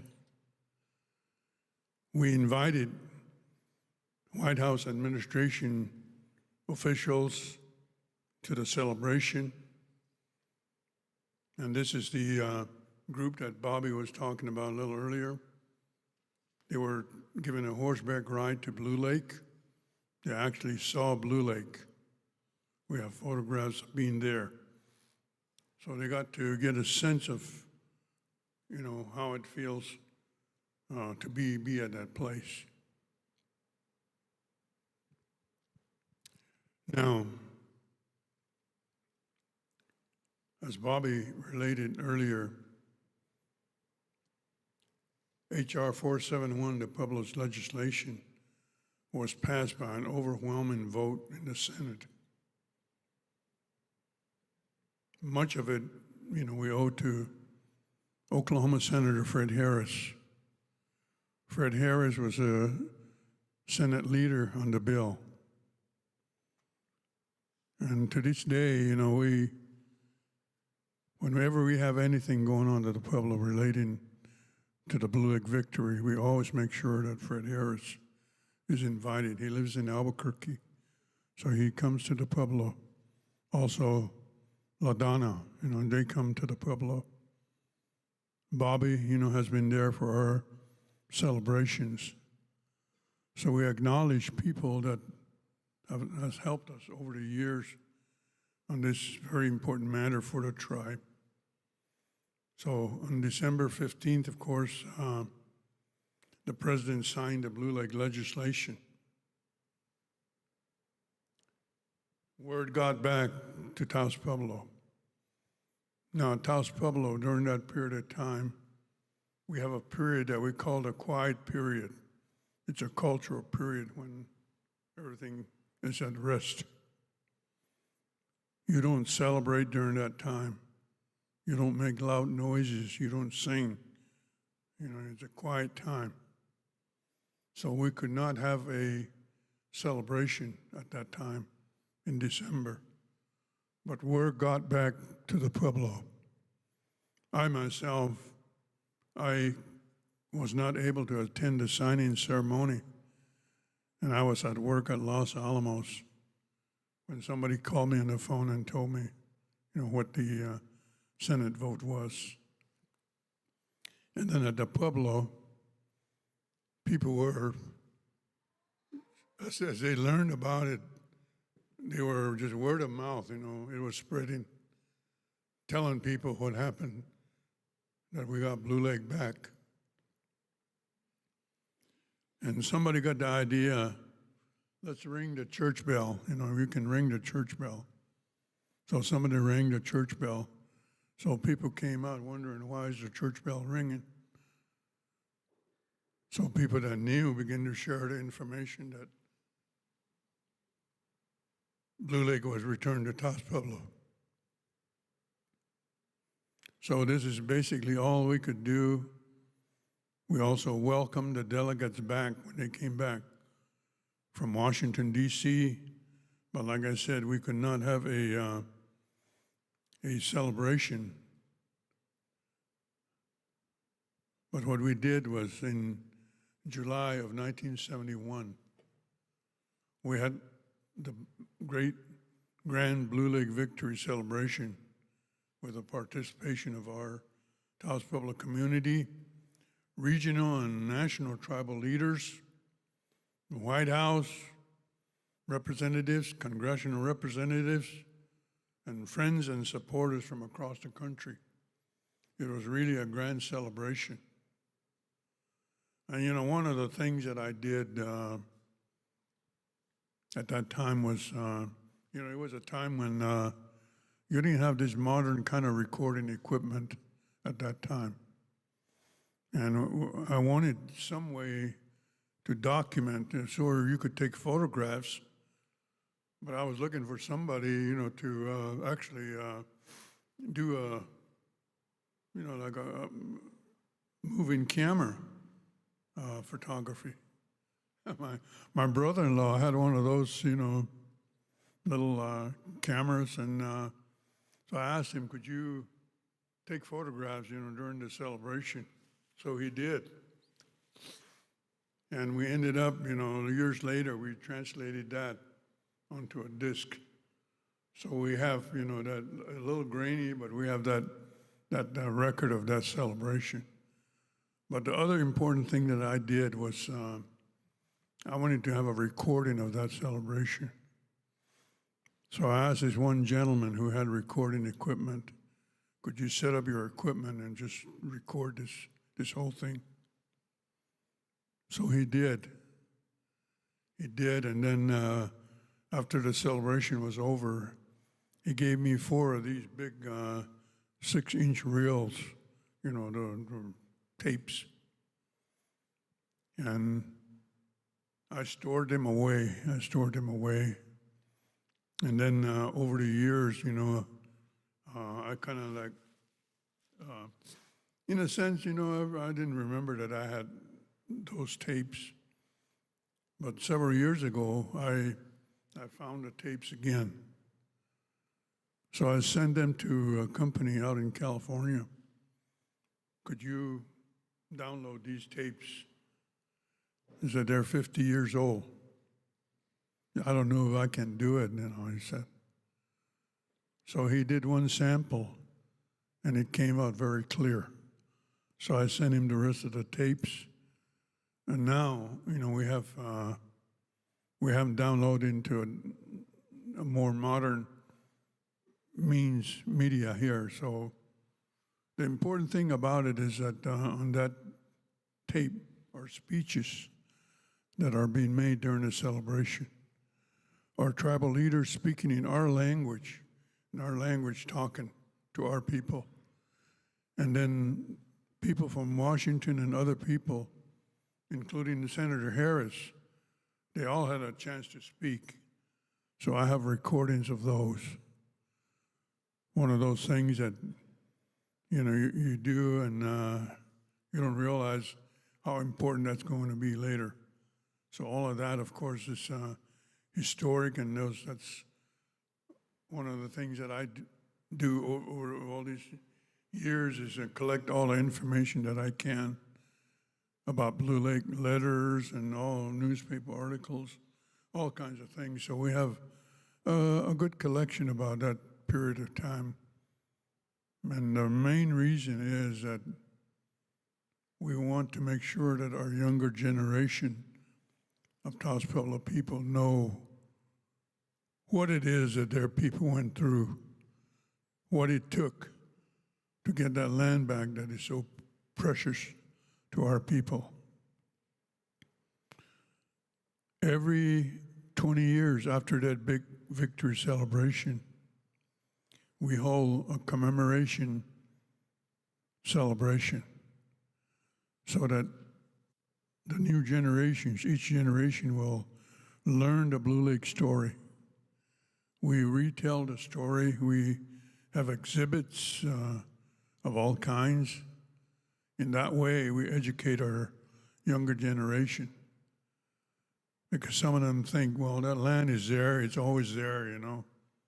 They don't realize that the land might be there, but it might not have been ours. So we want to make sure that our future generations are going to continue to protect that land like we've been protecting it all during these years. Now, on July the 8th, 1970, no one knew yet what the actual outcome would be for the Pueblo's fight for Blue Lake. No one knew how the new American Indian policy would work for American Indians. And as I said earlier, these two major efforts, the Pueblo's fight for justice through the return of Blue Lake and the President's new American Indian policy, came together on that day. The return of Blue Lake became the foundation of the American Indian policy. The passage of time has established the historical importance of that day. So Blue Lake, now in pristine condition, is under Taos Pueblo ownership. The American Indian policy continues to result in successful implementation of self-determination and now self-governance for American Indians across the United States, including Taos Pueblo, who is a self-determination and self-governance tribe. Now, in conclusion, I'll just say that in New Mexico, Pueblo Indian country, Taos Pueblo is at the northern end. We're at the northern end of New Mexico. So the Pueblo Indian people refer to our place as being at the head of a sacred deity that's laying from the north to the south. You might say that sacred deity is the water coming from Blue Lake and flowing down into the Rio Grande on south, all the way into the Gulf of Mexico. That's the way the Pueblo Indian people at the All Pueblo Council recite the history of the Pueblo people. Taos Pueblo at the head of this sacred deity, Santo Domingo Pueblo being the heart, all the way out to Zuni Pueblo, the tail of the deity. So the blessing of the water from Blue Lake flows from this northern source across Pueblo country. So as water flows downstream as a blessing, important initiatives and accomplishments, such as the return of Blue Lake to Taos Pueblo, flow to other parts of Indian country. I am saying this because the accomplishment of Taos Pueblo, getting our Aboriginal land returned, enabled other tribes to also get their Aboriginal lands back. One example that is not being mentioned is in the state of Washington, the Yakima Nation up there. I went up there several years ago because I know Yakima had land returned after Blue Lake. The Yakima leader at that time, Bob Jim, was one of our strong supporters during the Blue Lake fight, one of the tribal leaders that was actively supporting us because he was also fighting for his tribe for land, a great big mountain up there, Mount Adams. So I went up there several years ago and I saw that mountain. It reminded me of the mountain that is right up above our Taos Pueblo home there. It's a mountain that you can see from anywhere in the valley. That's the way Mount Adams is up in the state of Washington. And the older Yakima people up there know the relationship of that return of that mountain to them, because they know that the return of Blue Lake to Taos Pueblo opened that door they were able to get that land back. So I know there's, Indian people here, and I appreciate your listening to me and understanding some of the things that the sacredness and how water flows and how blessings spread across the country. So as tribal leaders, president for other tribes, and I appreciate that. Just one more point that I'll make is Mark,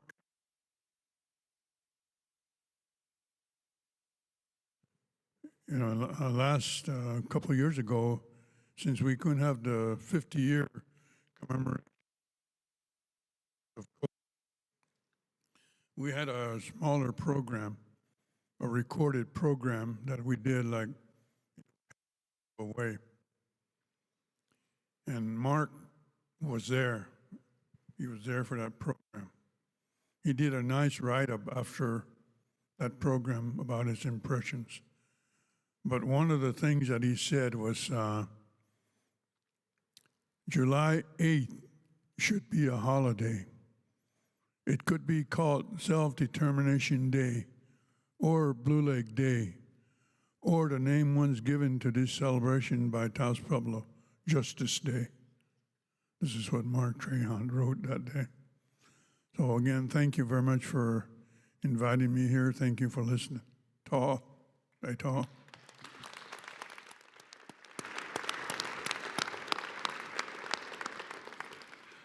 Well, on this panel, we've heard about some very moving and memorable events and covered several decades of important American history initiated by President Nixon. We've learned how his Indian policies and programs are part of his lasting and living legacy. Now, please join me in thanking this extraordinary panel for all they've told us this morning and for all they've done for our country and our history.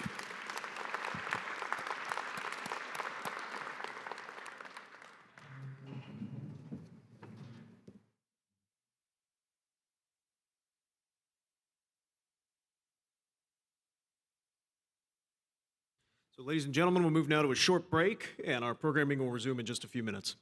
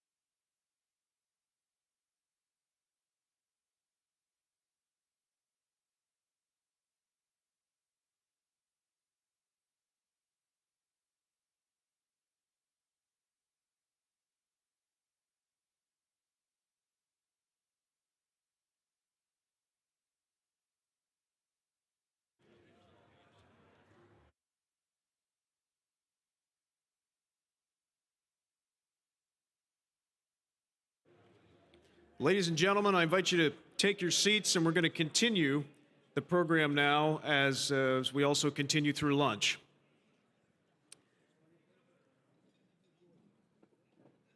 Oklahoma County Commissioner Brian Mon was gracious enough to lend us several of his personal mementos that are on display in the back right of this very impressive atrium. And so I want to thank the commissioner and his staff for all of your help that a number of you have played in putting this event together.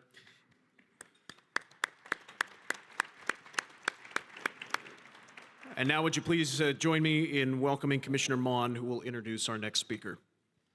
Well, first off, thank you for doing this, Jim, and for the whole Nixon Foundation and for everything that you've put together here.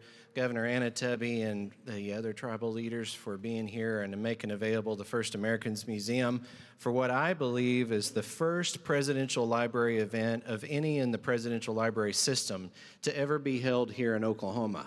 If anybody wants to contradict me, I welcome the suggestion, but I looked it over pretty thoroughly and I can't find where anything else has happened. So this is not only a proper thing and a proper place, but it is such a historic thing for Oklahoma, and what bragging rights that we have to be able to host this here.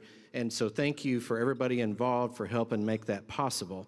The panelists before, our thanks and an Oklahoma welcome. Thank you for coming here and sharing your story and inspirational journey that you've helped to make our country a better place. Lastly, I just want to have the privilege of introducing your keynote speaker for the luncheon, Fred Mendoza, who is Oklahoma's own.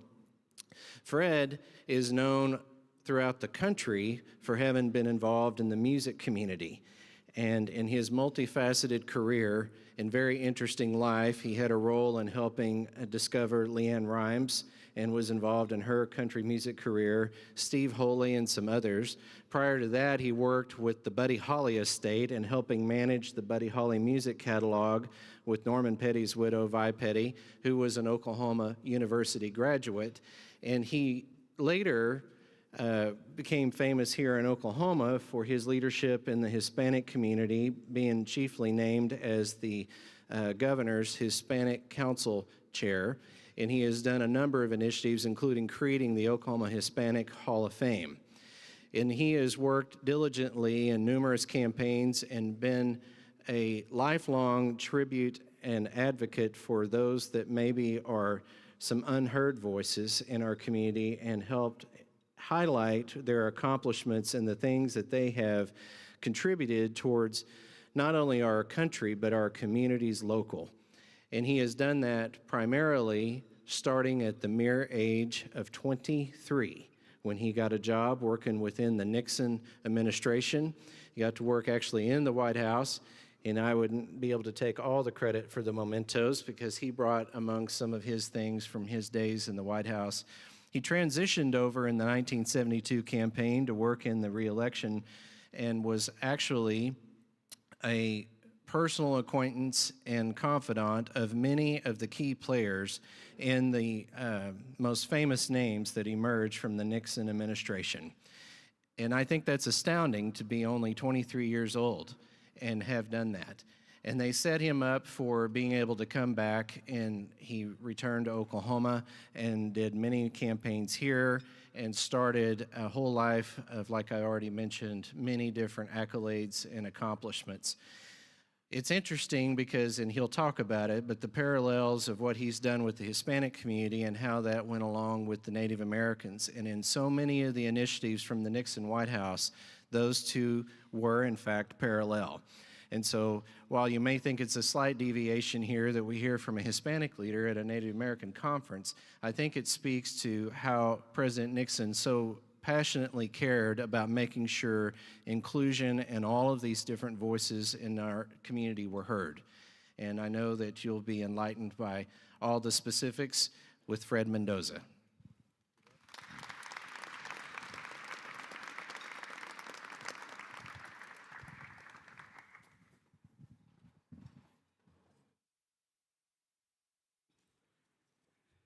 Thank you, Commissioner Mon. I've known Brian Mon for, I think it's going on 10 years now. He is without a doubt one of the most brilliant young men that I've ever met. I tell everyone that he's a political genius because he's a storage locker full of political information. He knows so many people. He has this tremendous ability of mobilizing people. He's one of the few people I know that give him a week and he can put 200 or 300 people together. So, Brian, I'm especially honored that you would introduce me today.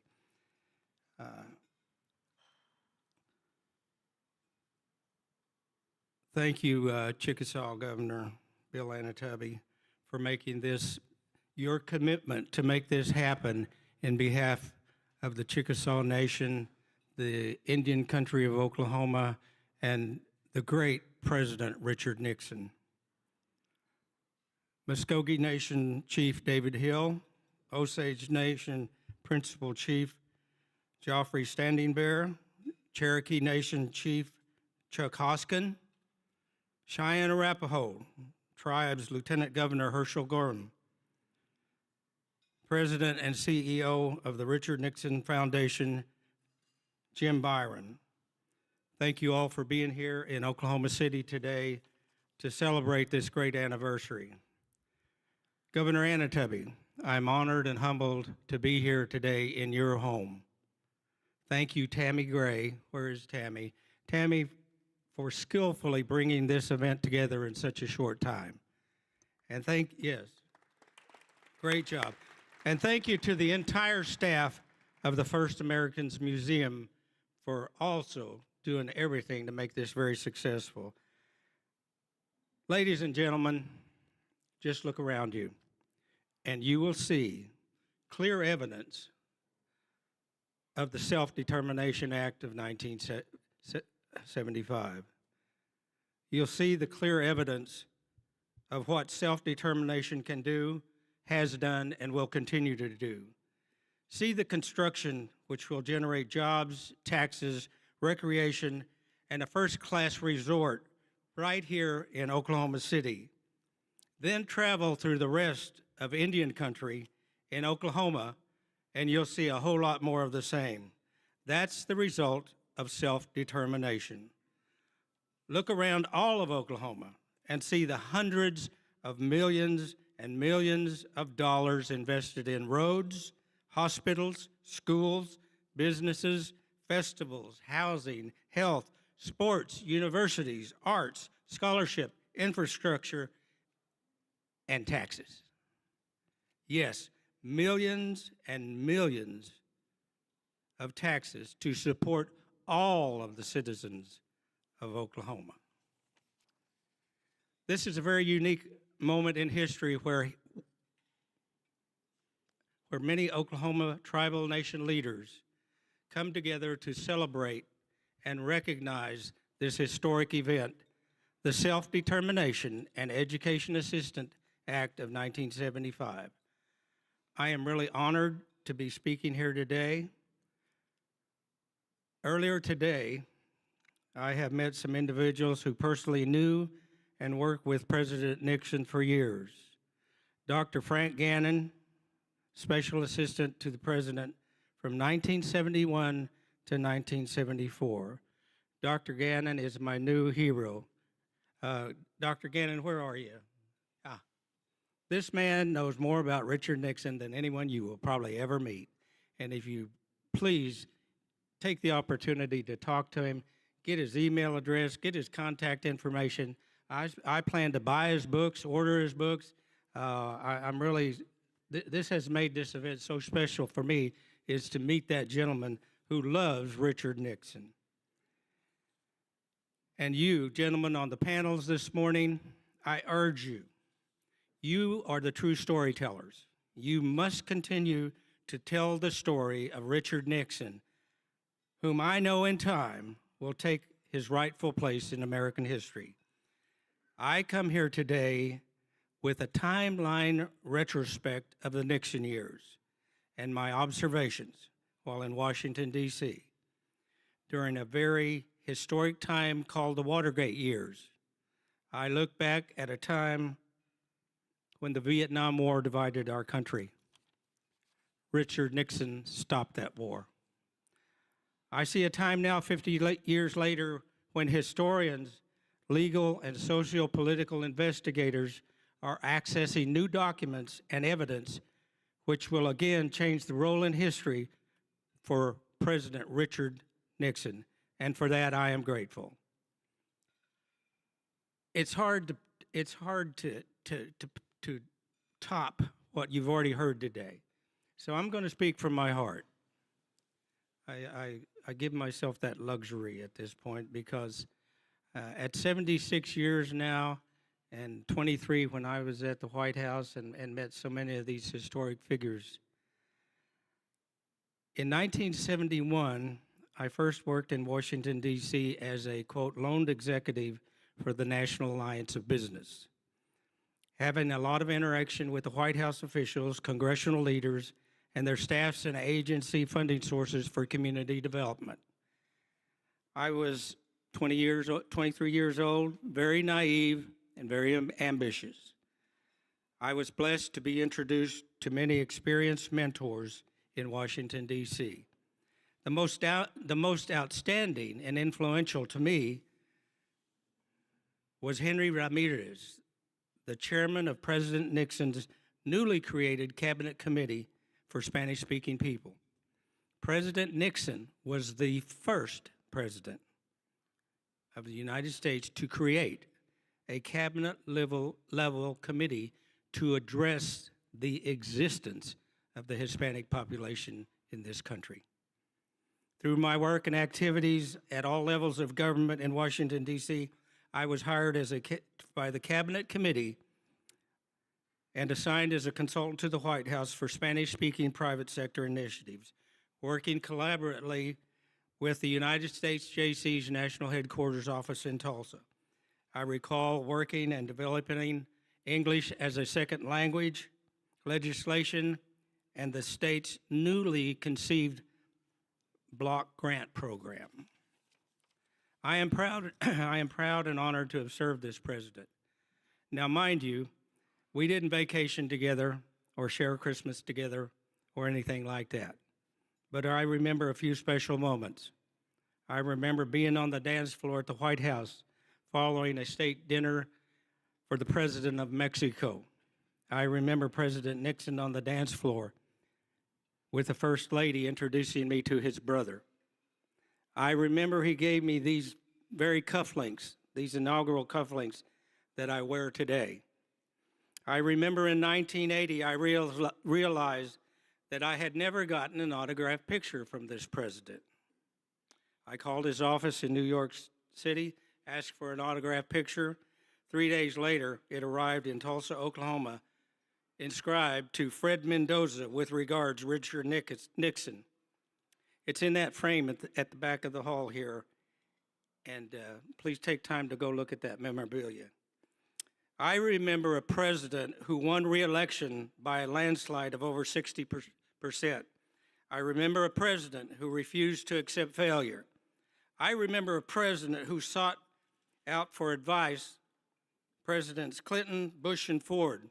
They all wanted advice from him, even after Watergate.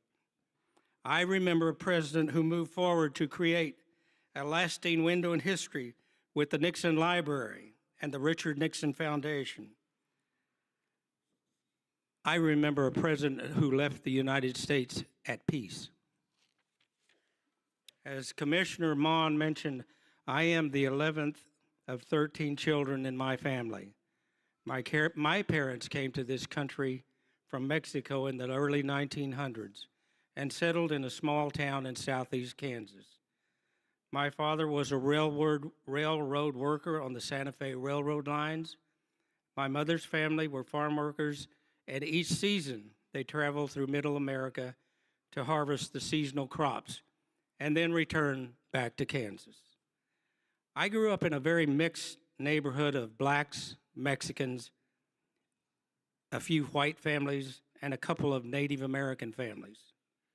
Across the street from the stockyards and slaughterhouse, and across the street from the railroad tracks. This was our neighborhood, a group of kids who played ball and had rock fights in the streets. Back then, our streets weren't asphalt or concrete. They were crushed rock streets. I remember comments and conversations with my Indian friend. I'm guessing he was probably Cherokee because this was southeast Kansas. But I really never knew. I do remember hearing that he was one of the first neighborhood kids to die in Vietnam. I remember him well.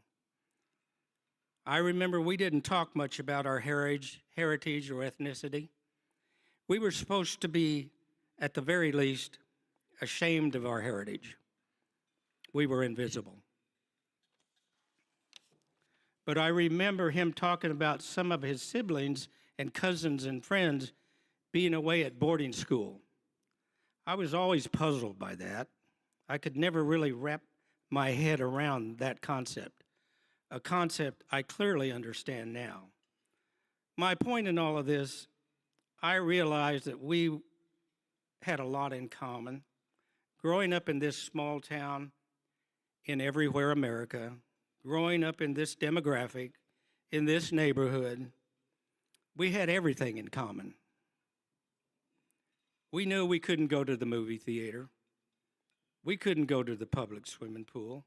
We couldn't drink from the only white water fountains. I particularly remember the words, the signs that said no dogs or Mexicans allowed at this restaurant. Sounds pretty dismal, doesn't it? Well, I've said it before in public events, and I'll say it again. The good news is we don't live in that world anymore, and we will never return to that world. Thank you, President Nixon, and the tribal leaders and chiefs and governors who are here today, who continue to fight for the basic human dignity and the opportunity to succeed, and will never surrender to any other form of government which seeks to suppress or eliminate their national sovereignty. President Nixon, the man, the politician, always understood that we are a nation of laws rather than men. Eternal vengeance is the price of freedom, but without self-determination, freedom is but a hope and a prayer. When self-determination becomes law, we must guard it, nurture it, become stewards of it. Otherwise, someday, a groundswell of smoldering evil and social manipulation may successfully convince younger generations to forget that vigilance is the price of freedom. Upholding the sovereign pacts of native tribes and nations is self-determination. President Richard Nixon understood the inherent rights of tribal sovereignty.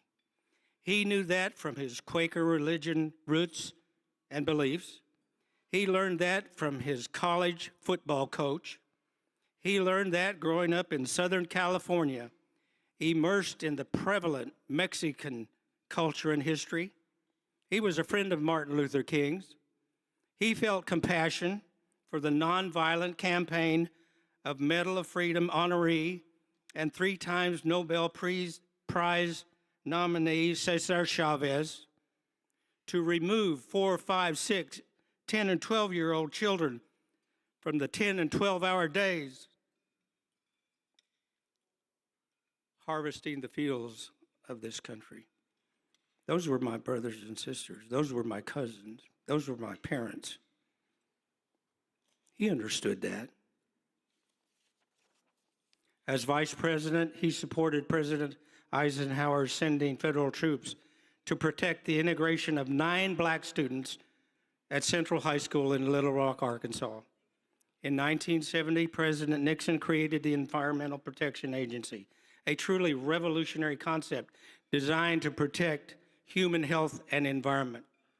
In 1972, President Nixon started arms reductions agreement talks with Russia to limit strategic arms in both countries.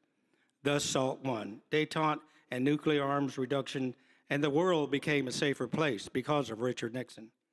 Nixon's political arch-rival in 1972, presidential candidate George McGovern, said of Nixon's trip to China in a 1994 Rolling Stone article, quote, "As president, Nixon is rightfully given high marks for opening the doors to China and promoting détente with the Soviet Union. But in his long career between 1946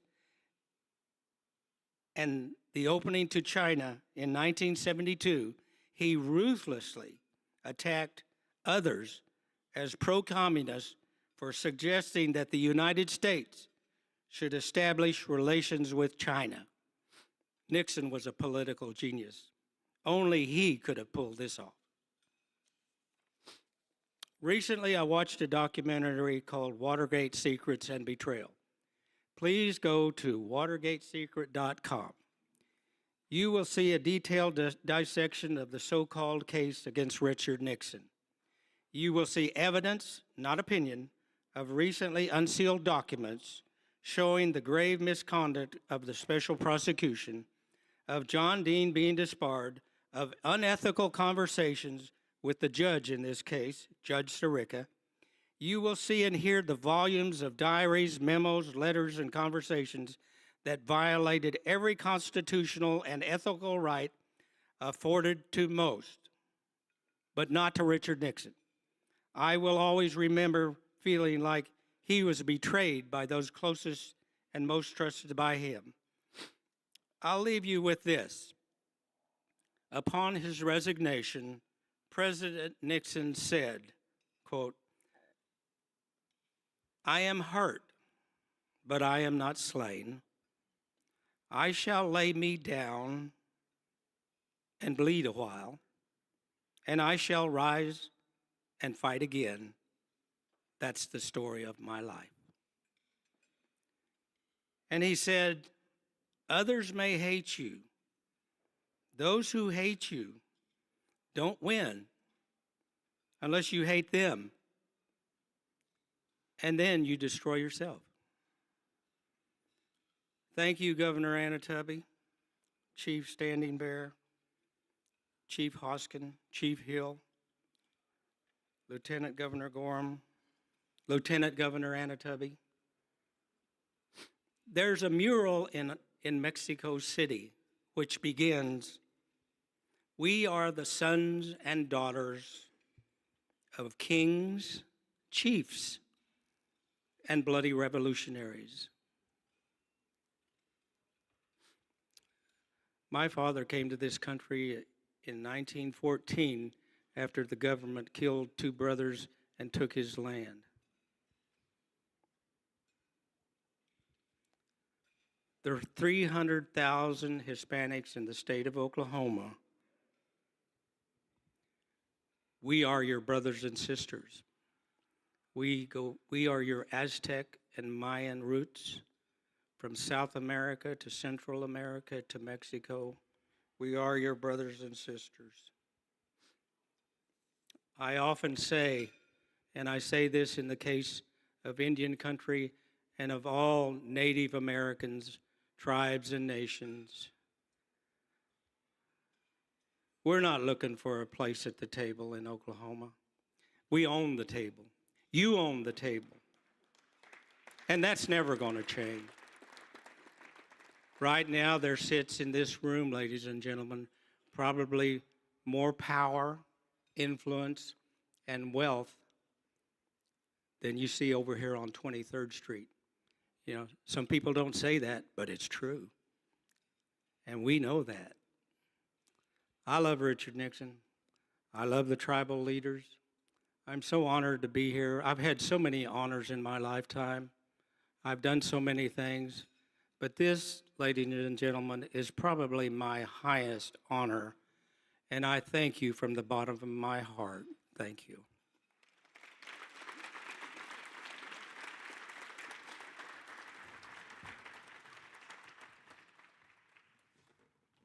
Well, thank you, Fred, and wow, what a powerful transition into today's final panel.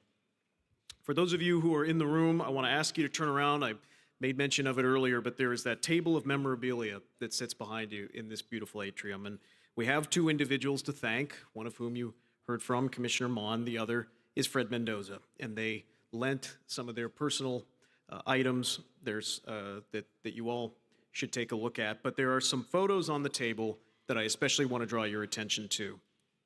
On September 19th, 1973, Pat Nixon, the First Lady, welcomed to the White House the leadership of the 5 federally recognized tribes of Oklahoma. We are honored, 51 years and just a few days later, to welcome those men's successors to this stage. American Indian self-determination was only beginning to take shape in 1973. But now, we have had more than 50 years to judge what's worked, what hasn't, and what is still left to be achieved. So here, gathered in one place, please welcome Chief Chuck Hoskin of the Cherokee Nation, Chief David Hill of the Muscogee Creek Nation, Principal Chief Geoffrey Standing Bear of the Osage Nation, Governor Bill Anoatubby of the Chickasaw Nation, and Lieutenant Governor Herschel Gorham of the Cheyenne Arapaho tribes. Gentlemen, what an honor to have you all with us.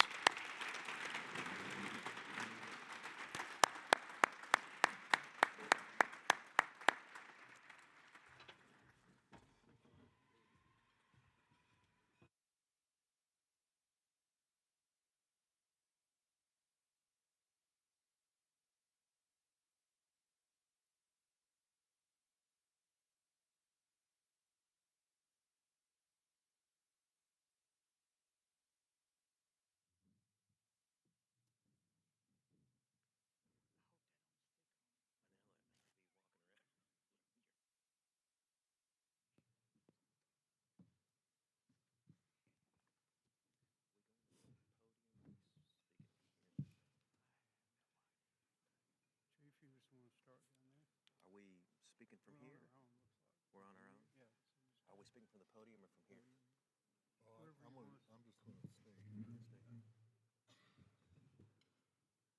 We can't figure out who's in charge of it. I think Cherokee. Cherokee's in charge, okay. Well, I'll just keep my seat then. All right. Well, ladies and gentlemen, thank you. It is an honor to be here. There's a lot of compelling reasons for me to come today. Any event at this fine institution is a reason to come to celebrate Indian country, because this is a gem for not only the state, not only for Indian country, but the entire country. And I hope everyone's enjoying this facility to engage with the Nixon Foundation for something so important, to memorialize such a significant measure of progress in Indian country. Also a compelling reason. I think as time goes by, we are able to re-examine some of the Nixon-era policies and gain a deeper appreciation, particularly the enduring impact that those policies have had for the good on Indian country. Any time that Governor Anoatubby would ask me to attend an event, I always try to say yes. I've got great respect for the governor, who has done so much for not only the Chickasaw Nation and all of Indian country. He has served in his position since 1987. Those of us more recently serving, the way I look at it is I'm trying to build a legacy that when I leave office, Governor Anoatubby can continue on. So we're all trying to do our best. But this is something I appreciate him personally for involving me in. As I was thinking about today, I was thinking about how all of the reforms of the 1970s were born. And certainly we need to place the appropriate credit on President Nixon and his administration for the law that we're talking about today, the Self-Determination Act. But one thing we should, I think, reflect on is all of that was born of a great deal of grassroots effort coming out of the civil rights movement, coming out of Indian country, to take charge and take ownership of our destiny. And so it was, I think, amazing to have allies in the Congress and in the White House to accept that. But we need to acknowledge that in this country, it's still the same today. It was the same 50 years ago, that the United States doesn't simply hand over progress and good policy to Indian country. Frankly, it has to be extracted from the Congress, extracted from the federal agencies, and it's a product of a great deal of agitation and organizing. That could be all for naught if we don't find allies in the government of the United States. And we had an ally in President Nixon, embodied not only in the Self-Determination Act, but embodied in something that I think at times is frankly almost poetic, which is his special message of July the 8th, 1970, in which he traces the history of the relationship between the United States and Indian tribes and talks about the two extremes that the country had been looking at. One was termination of that special relationship, which had we stayed on a track of termination, Native peoples in this country would not have put up with it, but we would have been shackled continually in our efforts to make progress, and you would not see the great progress that you see today in healthcare and housing and education and economic development. And nowhere is that more apparent than the state of Oklahoma. So I would submit to you that the greatest beneficiary of all of these policies is first and foremost Indian country. The state of Oklahoma has benefited greatly from these policies, and I hope leaders in this state today recognize that that self-determination is the reason that this state can be and should be head and shoulders above the rest of the country, because the tribes in this state are empowered. But the two extremes that the president was talking about in his message of July the 8th was whether to continue down a path of termination, which would have been detrimental to Indian country, which would have continued to shackle us, and which would have made this state not the place it is today. That was one extreme. The other extreme was paternalism, was the absolute direct command and control, top down, throwing so many breadcrumbs to Indian country for programs operated for tribes, not by tribes. Those are the two extremes the president talked about. And he talked about a third way, and the third way was to empower Native peoples. And as I say, that was something tribes and Native peoples have been asking for. It wasn't something just invented by the United States, but he responded to it, and he responded to it in this message. And he took that message and crafted it into a piece of legislation, ISDEAA, that says that all those sentiments should be put into action. All the efforts of the government of the United States to do what's right in meeting its obligation to Indian country, and that's meeting that trust responsibility, the idea that the cession of land and the shedding of blood and the loss of treasure ought to be repaid with resources from the United States, that all of that ought to come in the form not of top-down, crumbs down from the United States, but from the bottom up, meeting the efforts of tribes to take care of themselves with resources. What all of that means today in the 21st century is that when you see in Tahlequah, our health campus, which includes a medical school, which includes a new hospital we're building at the tune of $450 million. When you go to little communities the rest of the world forgot about, but we didn't forget about them because we founded them, like the little community of Salina, where we're building an $85 million health center to help so many people in that area. If you look at what we're doing in education, where we're spending at Cherokee Nation about $20 million, sending young people to college, and by the way, most of that $20 million goes to Oklahoma colleges and universities, so there's an additional injection into the livelihood and the vitality of this state. If you look at infrastructure projects in the rural parts of this state, a lot of that is driven by tribes. A lot of the improvements in water systems and roads and bridges is driven by tribal governments that are empowered to do this and working with federal agencies through agreements so that we can do it, and we're showing that we can do it better than anyone. And so when you see these things happening across this state, you can trace a direct line back to the president's message of July the 8th, 1970, and to the ISDEA law, to self-determination, and everything built on top of that, because it's more than just this law. If you look at what happened in the wake of that law with acts such as the Indian Child Welfare Act, which is further empowering tribes to take care of our most precious resources, that is the generation coming up, and to protect them from being exploited, protect them from being taken from our lands. That was born of this idea. that President Nixon embraced. If you look at things like the Indian Gaming Regulatory Act, that gave rise to an industry in Oklahoma that's created thousands of jobs and billions of dollars in economic activity. It's the place where if you go to the WinStar Casino and lose, you should feel good about it because it all goes back into great things. And people win at WinStar. I don't want you to get me wrong. Yeah, he's got a WinStar. Governor Anoatubby's marketing is incredible. Chief Hill has a WinStar Casino calendar right next to this. Is amazing. And there's Bedray chocolates on the table. This is incredible. But all of that is because this country decided to take a particular course, and it took decision makers to make that, and it took people agitating and organizing to make that happen. And so all of this has been for the good of Indian country, but it's not been without setbacks. The Cherokee Nation itself had to sue the government of the United States, I think in the early 2000s, to command that ISDEA meant what it said, and that there ought to be these contracts that ought to mean something, that ought to empower tribes. So we have had to, since the 1970s, I think, continue to assert our rights and to continue to make sure that the promise that President Nixon laid down in his message and that the Congress and the President laid down in the law was kept.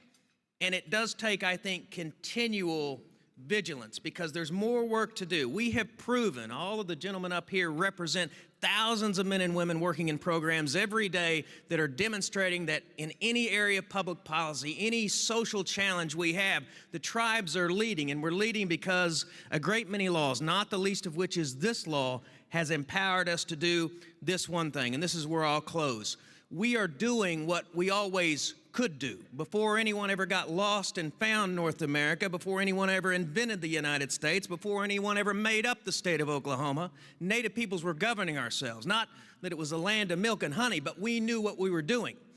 For the centuries since the founding of the United States and the imposition of states on top of tribes, we have been shackled. But that changed a great deal in the 1970s, and we ought not to forget it, and I'm just glad to be here so we can memorialize the effort of President Nixon and the Congress in place at the time, and to make sure this idea that this didn't just happen by accident, that it happened because people made decisions and people agitated and people listened. We've got to continue to have that in this country, and in the years ahead, we're sure going to need it. Thank you all very much.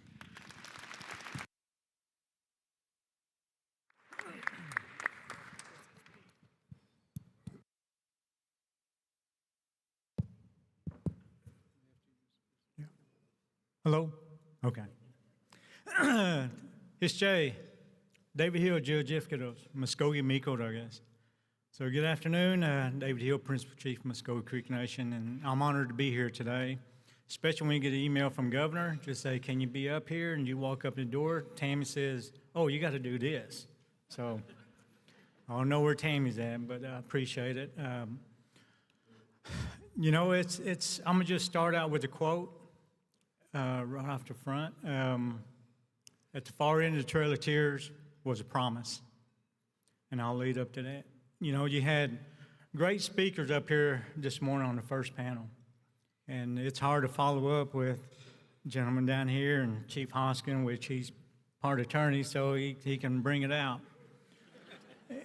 But, you know, I want to share with you who Muscogee people are and why I'm driven this way, while my previous principal chiefs were driven this way.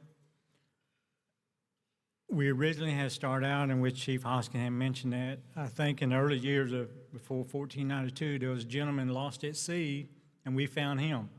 You know, he didn't find us. We are original natives of the United States. And it was brought up earlier, and I'll touch on that. He stole one of my lines, and I'll mention that. But, you know, we struggle.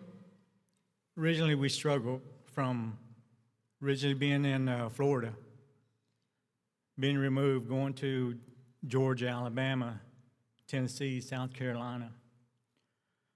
And our last removal at Horseshoe Bend, you know, our ancestors struggled. Over 23,000 were removed.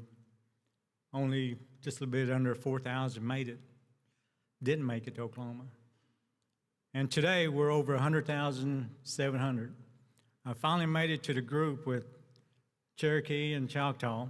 They finally let me in the group with them to make it over 100. But again, we have to think of what our ancestors went through. And the gentleman up here had talked about the blue water protecting our sacred sites. We're still fighting that battle today.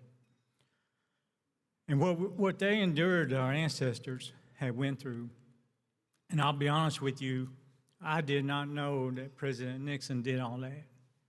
I was reading that last night and this morning, just seeing all that, you've got to wonder. And I was telling my chief of staff over here that, you know, people always remember the bad stuff. If you're an elected official, if you're tribal leaders, they remember the bad stuff. They don't remember the good stuff. But the 70s, President Nixon did a lot of good stuff for the Native tribes. And the same building that you're talking about down the street here had a discussion there my first year in office, and it was told to me, let's go back to 1907. Well, you know, the history wasn't good for Native people back in 1907. Our land, we had over 20 million acres taken away in Alabama. Come here in 1907, same thing happened, the Oklahoma land run. But we still move forward. As Native people, that's what we do. And I referred to him, he was it was equal agreement. And my understanding was, I said, well, how can it be equal agreement? We didn't become citizens till 1924 in the Citizen Act. What was being taken away was our language, our culture. That was trying to be taken away. If everyone remember World War II, the language is what helped win the war of the code talkers. And I said, really, we didn't get to vote till the early 60s as citizens, as Native people. We didn't get to vote in the United States election. And I told them, I said, how is that all equal when we're the first Americans here? That conversation just kind of went back and forth. But, you know, we're still fighting battles today as our sacred sites, as I mentioned. All of us sitting up here has original homelands in our southeast. We currently have one that another so-called tribe desecrated one of our ancestral homelands. 57 body remains dug up to build a casino. A couple of weeks ago, finally went back in court. Supreme Court, they ruled it back to go to the district court, redo it. That's justice there. As you had mentioned, that's where we had justice for Hickory Ground. So now we're finally get to see justice being served, what's right for Native people. And those are things that we are struggling. As you had mentioned, you said July 8th is what you celebrate. We celebrate July 9th, 2020, when the Supreme Court ruling came out to reestablish our reservation, which we all knew it was still intact, but we fought that battle as well. And we celebrate that. I actually declared that Muscogee Creek Nation holiday, July 9, 2020. That was the day that changed history for Muscogee Creek Nation, that changed history for the 5 tribes, changed history for the state of Oklahoma, for all the tribes. And that's always been one of my sayings there. That table is no longer rectangle shaped where you got the head sitting here. The table is round with 39 other tribal leaders. So all the decisions we have to make, as it was mentioned, I make the decision what's best for Creek Nation and Oklahoma. Because I'm Muscogee by blood. I'm Muscogee Creek by blood, but I am also an Oklahoman. So where we've been to where we're at today, as Chief had mentioned, we have 5 hospitals that we service, not only Native people, we service all. We service all non-natives as well. 7 clinics, roads and bridges that we build. The impact study that was shown in 2021, $15 billion that we gave to the state of Oklahoma. And we're still moving forward. You know, even though our ancestors have struggled to where we're at today, we're still moving forward. And it's been stated that we want to be one of the top 10 states. Well, if you work with all the 39 tribes, we can be the #1 state. We can be the top one. But it takes working together.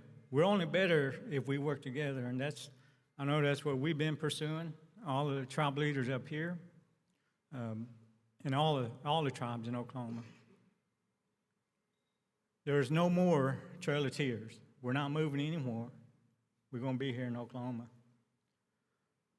So as a principal chief, that is my goal. The former chief has set the foundation. As you said, our goal is to leave a legacy for future chiefs. But I want to thank each and every one that's here today and appreciate it. I'll cut mine short so Standing Bear can have 2 more minutes. But it's always good to be around the other tribe leaders. As Native people, we have Native humors, and we always tease each other, and that's good. In 2020, we all seen the COVID, that it really affected us as Creek Nation. We lost approximately 175, 200 the first 2 years. Most of them are fluent speakers, elders. We had to do what we needed to do to protect them. And it was hard because a lot of the funerals that you go to, you always had 200 or 300 people attend one funeral. But that was pretty tough on our tradition because you had every family, everyone come up. But when it's just held to the family members, that was really hard. But when we open back up, anywhere you go, if you're having food, they're going to show up. So it was good, but I appreciate it and encourage everyone, like you said, things that we got to protect. Before I came in office, my stepdad said, just right before he passed away, but he said, protect the 4 things that the Creator gave you: the air, the land, the water, and the fire. Which I understood the land, water, and air. But I was asking, what's the fire? The fire, we use that to cook our food and else. But he said the fire that's in your heart of who you are as a Native person. Keep that fire moving. Mado.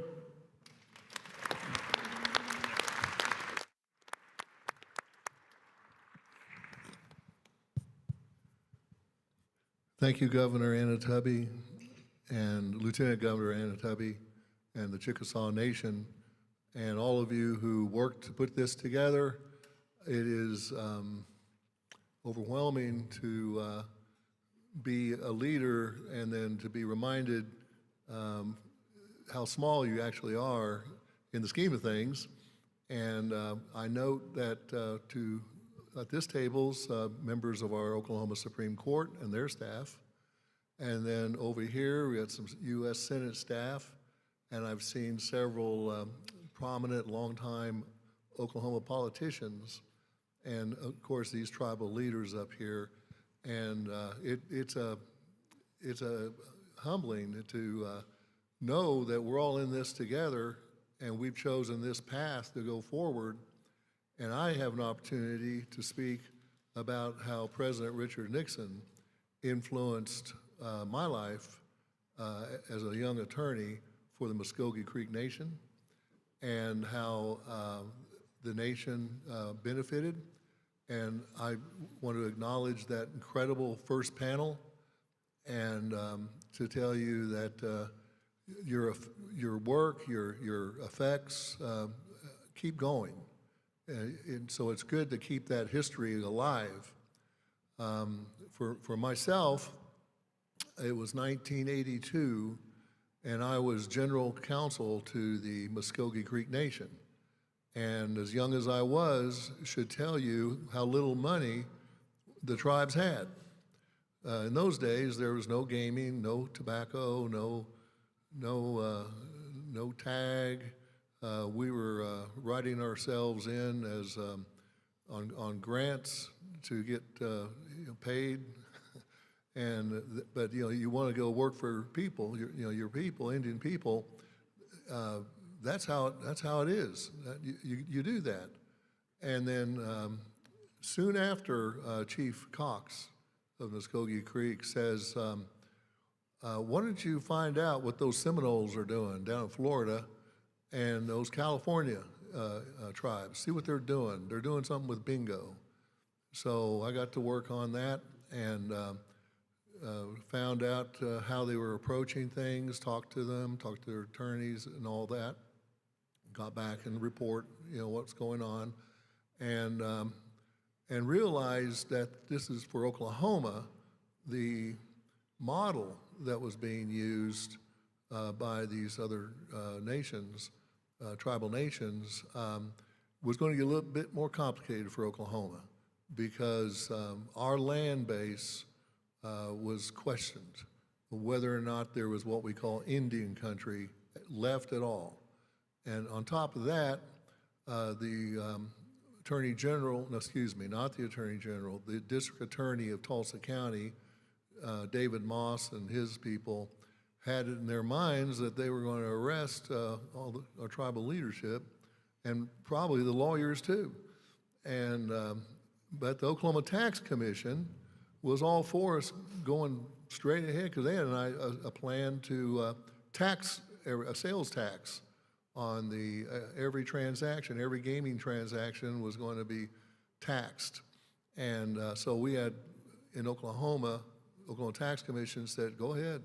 And then the district attorney said, you're going to jail. So fortunately, we were young and fearless.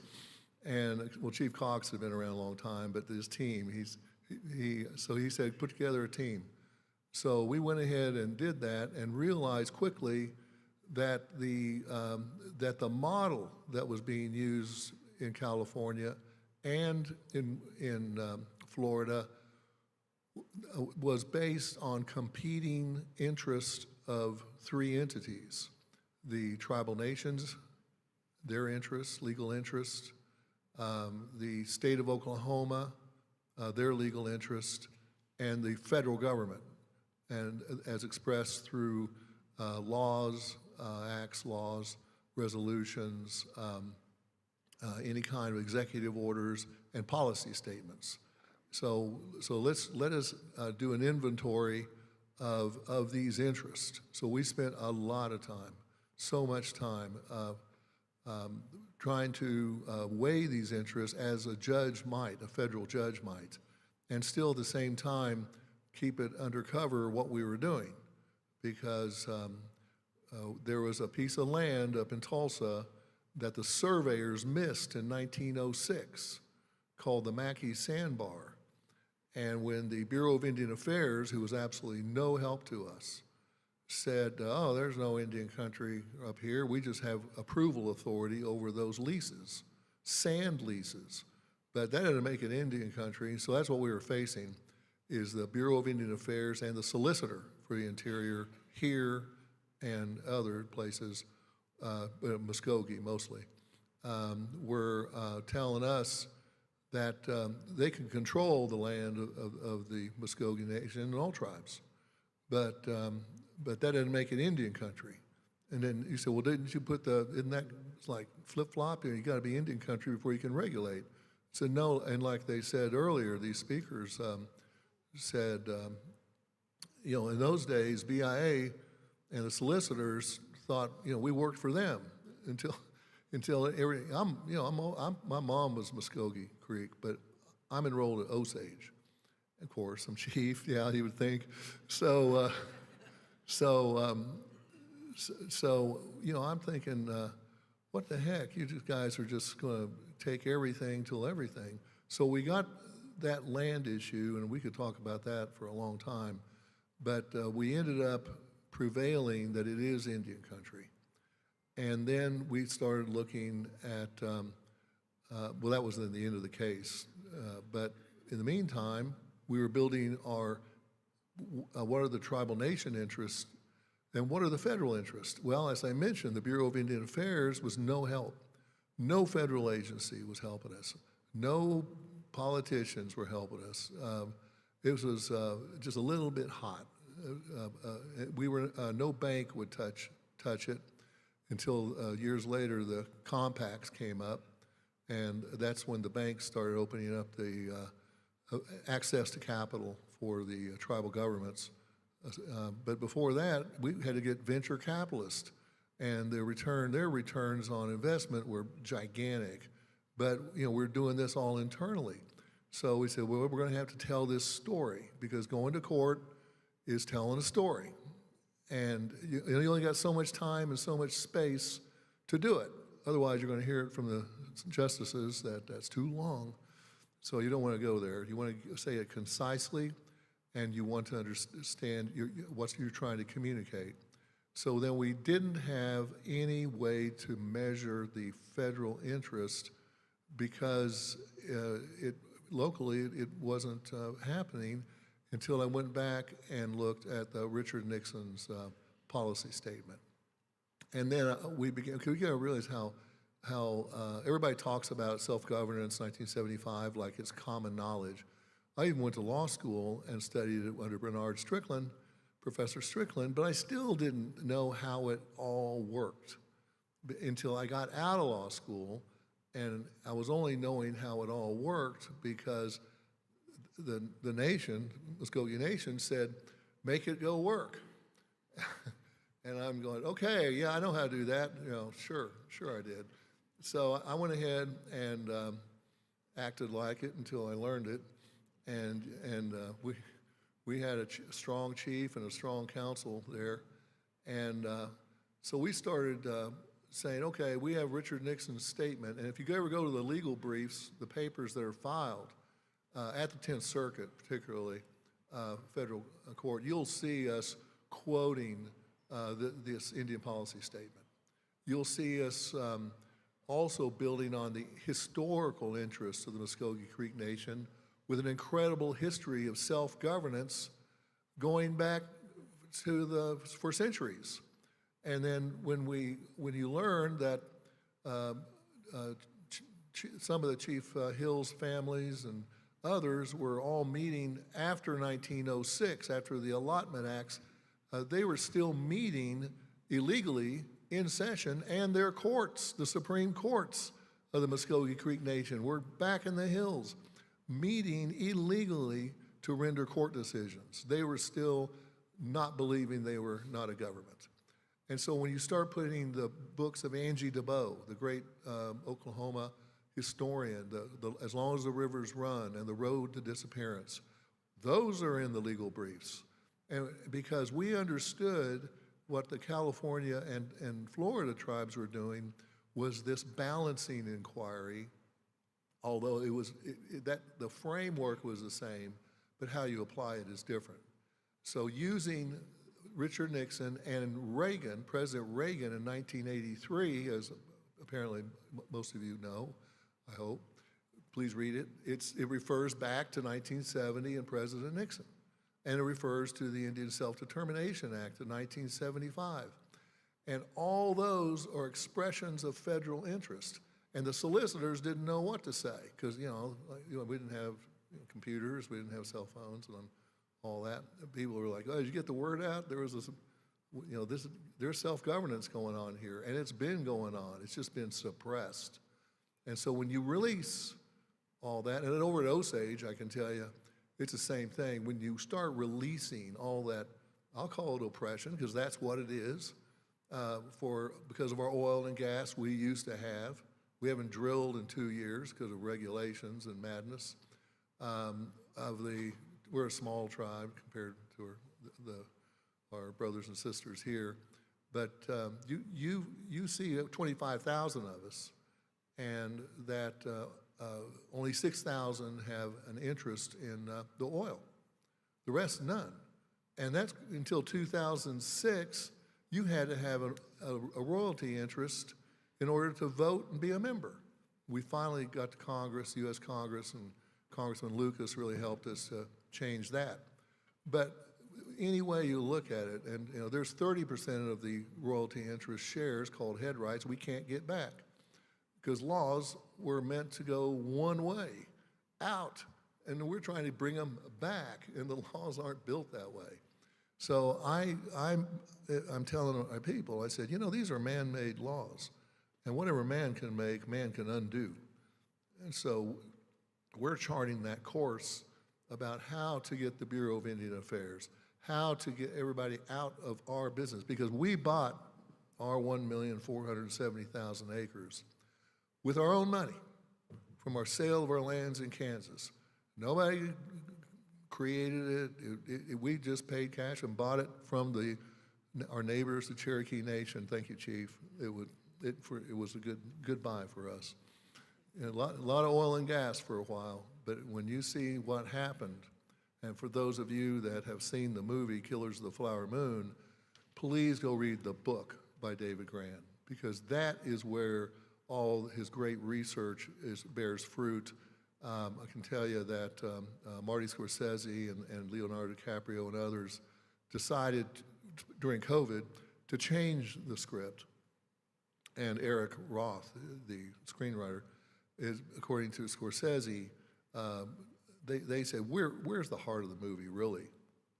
It's not in the FBI story, because David's book, Killer of the Flower Moon, is about the birth of the FBI, because everybody was complicit, as they say, and he can prove it.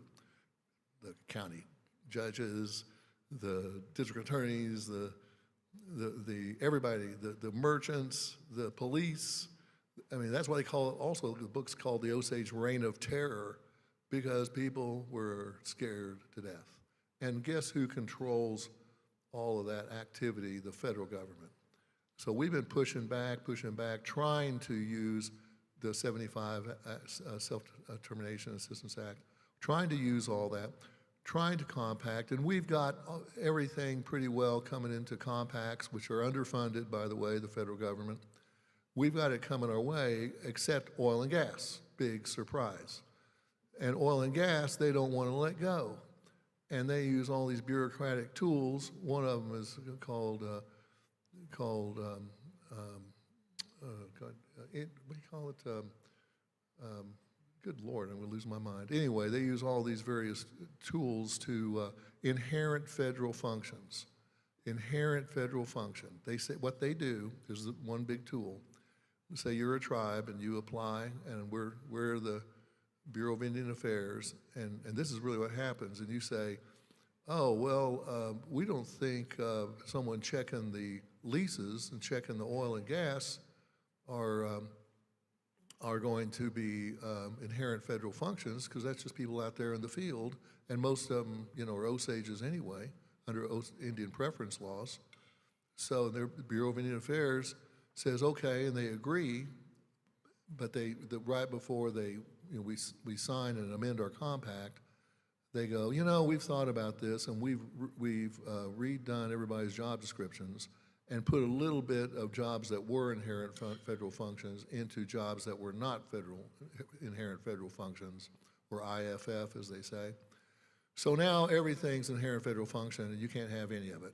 Even though that's your oil that we're pulling out and land you bought, we're going to control all this, and we're going to distribute it through this ridiculous scheme that has resulted in us losing most of our wealth. But we're still going at it. So I'm trying to tell my people and the lawyers, go back to the Indian Country USA case and Muscogee Creek Nation versus the Oklahoma Tax Commission and the Oklahoma District Attorney, David Moss. Go back to that. I'm telling people now, go read that and see how what we did was we took the federal interest, the tribal nation interest, and the state interest, and by writing codes for the Muscogee Creek Nation approved by you as a councilman, writing the regulatory codes, building our government from ground up, we are establishing our tribal interest. And then we've got, this is all being done on the federal side by, we started it out with Angie DeBow and the history, but we got real serious when Richard Nixon's statement came to us as we worked around the clock. That pointed the direction. That case pointed the direction. It was the first federal case filed on Indian gaming in Oklahoma. And we had the confidence to launch it because of that statement from Richard Nixon. If that statement did not exist, we would not have filed. I would advise the Muscogee Creek, don't file. We're going to We're going to go to jail. We're going to go blah, blah, blah, that because we had President Nixon's, this is 1984, November 1984 is when that case was filed. So we've had that much time to try to define what is self-governance, what did Nixon say, what does Reagan say. Without those statements, we would have got to where we are now today, I'm sure, but it would have been a lot longer road. I know Chickasaw filed not too long after that, and Seneca Cayuga filed, I believe, in state court. So it started rolling, but remember, there's the competing interest test. It's a balancing inquiry, and you still see that, the balancing inquiry. Funny about that balancing inquiry, the Judge Ellison, the federal judge, said it appears the only state interest for taxation from the tax commission is they want to tax. That's apparently the only interest at stake here, is the state of Oklahoma wanting to tax our tribal properties. So using that balancing inquiry, and well, I might as well say it, McClanahan versus Arizona, White Mountain Apache versus Bracker, and those cases, the California Indians and the Florida tribes, they went ahead and picked up on this balancing inquiry, and you established the federal interest through President Nixon's statement and whatever happened, like they said, what happened after. And so what you do is you have these three interests, and if you line up, my experience is if you line the federal interest with the tribal nation interest, you win, okay? If you cannot get your federal interest, and if the federal, and you're gonna have to prove it. There's a lot of lawyers, I'm gonna stop now because a lot of lawyers will just write legal briefs, but when you show these balancing inquiries, we had an 8-day trial, okay? Non-jury trial. And we even had a flute player get on the stand because we were gonna show the history, and we did, and Judge Ellison let us.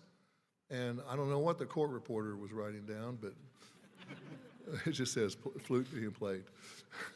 So how do you resolve these in a really favorable atmosphere at that time, 84, 85, 86, 87, all the way through the 10th Circuit? We said the tribe wins because this was years before the Indian Gaming Regulatory Act. This was years before federal laws said this is the way you do things. There were no federal laws on this, except laws that said you can't do this and you can't do that. So where do you go when there's no laws, but you're relying on the history of a tribal people? And well, my experience is go into that balancing inquiry and then use the United States policy and law. And in my view, that's the positive stuff, as has been said here today, is from President Richard Nixon. Thank you.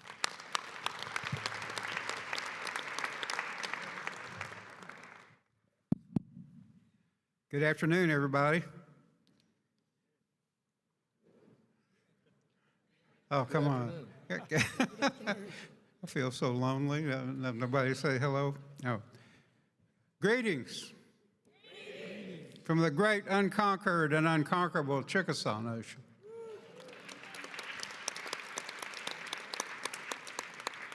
Nation known for its bravery and more especially for its intrepid warriors, never known to have lost a battle. We're also known for our dynamic women. Dynamic women wave. Chikma, the official greeting of the Chickasaw Nation, other than the other thing I just did. And it says here, good morning. No, good afternoon. I really appreciate the Nixon Foundation for coming here today. And the first panel was extraordinary. I think they told a story that a lot of people just didn't know. Oftentimes you see the result of something, but you don't know where it started. And the tribes definitely benefited and are still benefiting from the policy of self-determination and the actions of the Nixon administration. We found a friend in the president, friend in Richard Nixon, because he had a friend. He had a mentor, someone who told him the true story of the tribes, gave him the facts that he needed to form an opinion, to, when he did have an opportunity to do something about it, and we'll be forever grateful for that. And so what has the effect been of the Indian Self-Determination Act on the Chickasaw Nation? Well, I think the other gentlemen have already said how important it has been and what it's done for their tribes. I'd like to take you back to the time that the act was actually passed. I was a newbie at the Chickasaw Nation. I'd been out of college for a few years, and I was fortunate enough to find work with the Chickasaw Nation. It was like a dream of mine, okay? I used to pester people about, do you have a job? Do you have a job? They really didn't have a lot of jobs. So I figured out later that it wasn't they just didn't want me, they just didn't have anything open. But I was fortunate in 1975, which was the year that the Indian Self-Determination Act was passed, to go to work for the Chickasaw Nation as a director. And background, accounting, business, and about a year after I came to work, that I actually was charged with the responsibility of setting up a financial system. But during that time, if you looked at the status of the Chickasaw Nation, we just didn't have much, okay? We depended mostly on federal funds, and they were not like self-determination driven type funds. They came from other grants, like through other agencies, Department of Labor, Department of Health and Human Services. But it was, these dollars were dear to the tribe because it helped us employ people and deliver needed services to our community.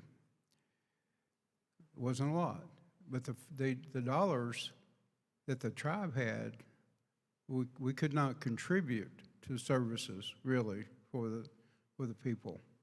I remember the first budget that I saw for the tribal government, which really the government consisted of the governor, who was appointed by the President of the United States through the Interior Department, served 2-year terms, and he got a salary that he had to have another job. He couldn't depend on that salary. Total budget was $25,000 for the tribal government. Now, I don't want this to be like a sob story. What I'm telling you is these are factual things. And we had about 30 people working for the nation. Most everybody on the payroll was paid from a federal program. And so that was basically was a status. Indian Self-Determination Act gave us opportunity. So really, that opportunity gave us hope that we could do something more than what we were doing at the time. And so fast forward with the implementation of the Indian Self-Determination and Education Assistance Acts, we call it Self-Determination Act. We were able to continue contracting. We started contracting with the Bureau of Indian Affairs primarily to provide services that they provided. And that's what the basis of that contracting was about. If the federal government provided a service and they employed people, they had funding, then you could contract with the federal government to actually deliver those services yourself, or the tribe could deliver those. So over time, we began to contract and employ people and deliver services. But we realized at the time it wasn't enough because we had more needs than we have the ability to serve. We knew we had to have another plan to go along with self-determination. We had something new. The policy of the federal government was, hey, you can do this. It's not like they're giving us permission. Permission we really didn't need. They just need to let go of what they had. We just need for them to let go and let us do what we could do. So how do you make these things happen? Well, you have to know what the needs of the people are. You have to have a government that functions. And you have to have funding to be able to, for the government to function, and to deliver services like scholarships for the students, health care like we've talked about here today, and so on. So it's a several-pronged approach, but one, you have to raise revenue.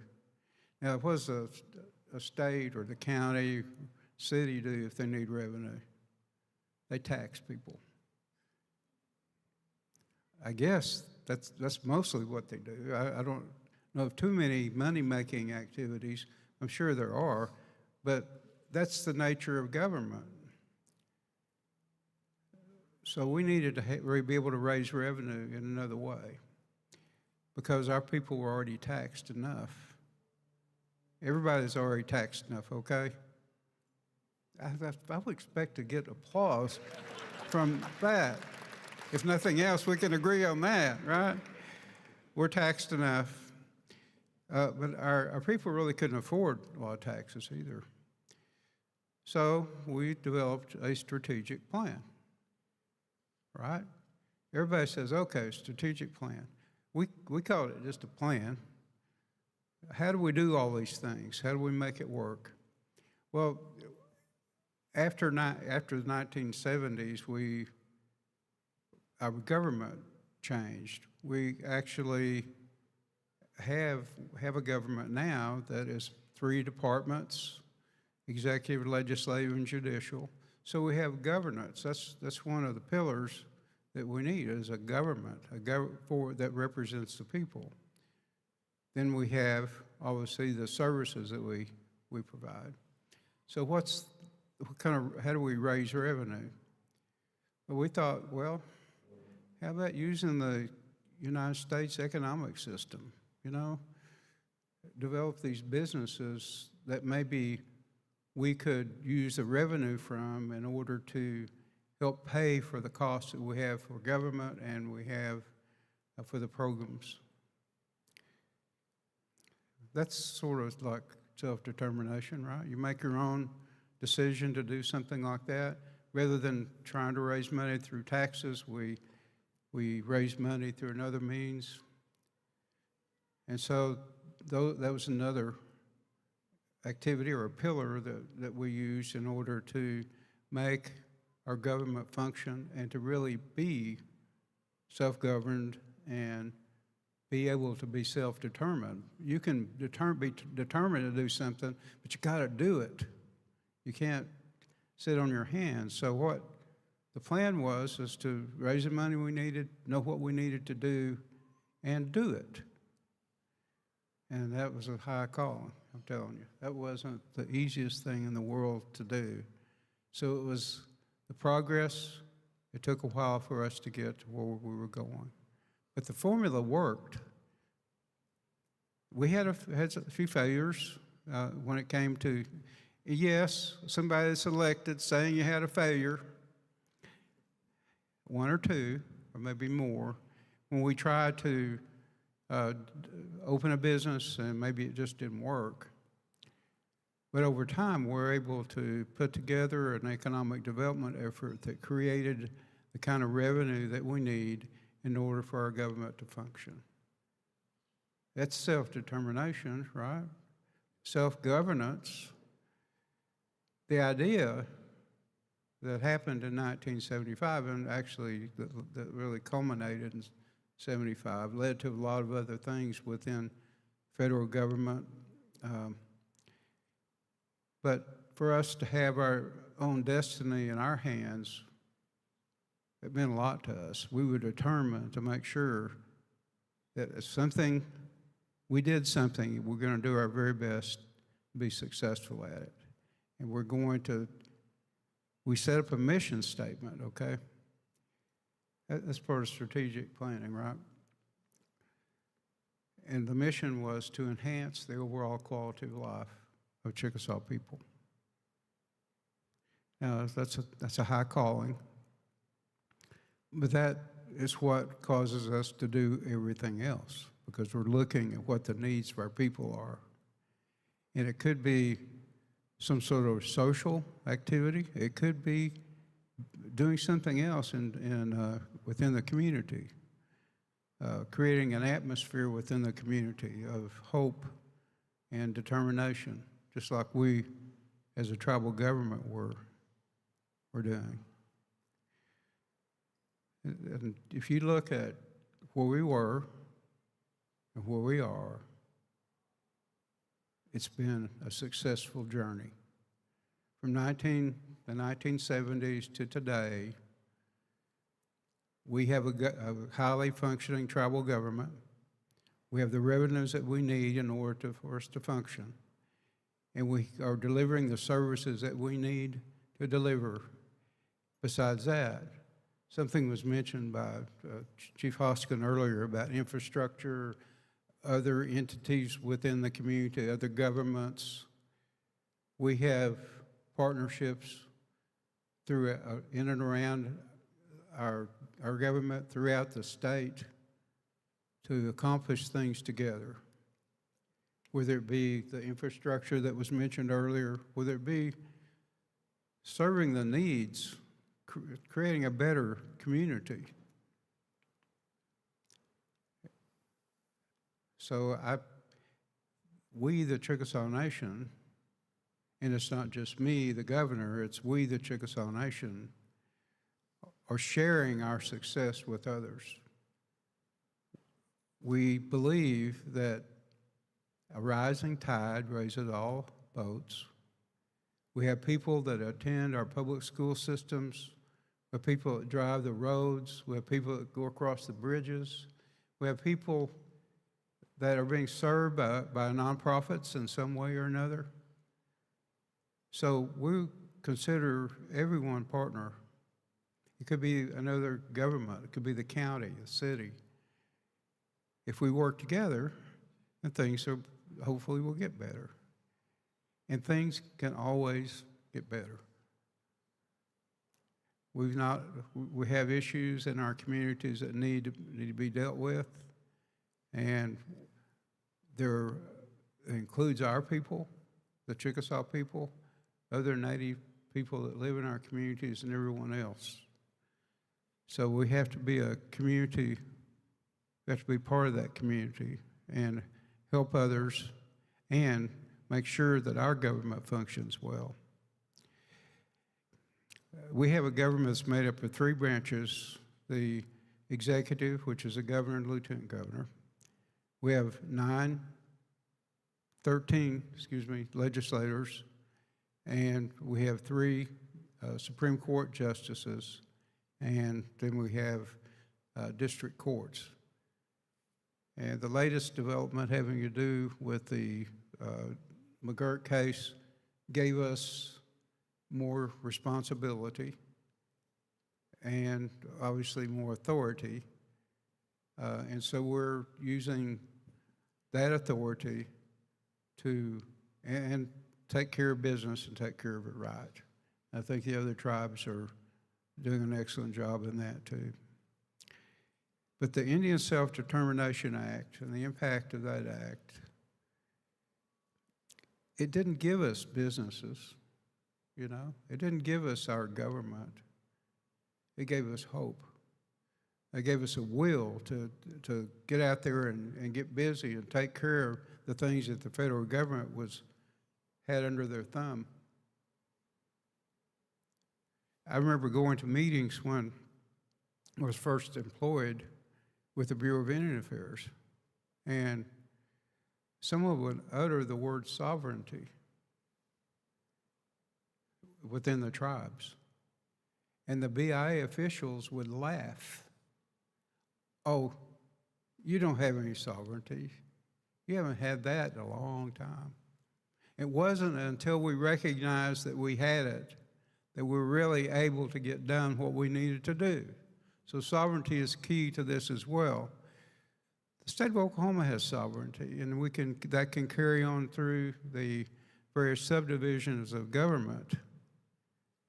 We, as a Chickasaw Nation, and the other tribes have sovereignty too, but it doesn't mean we're enemies because we have sovereignty. It means that we need to figure out ways to work together. So governments, in order to work together, must work with their sovereignty in order to, really, it's for the greater good. So that's the approach that we take. And I probably better shut up. So I'm going to turn it over.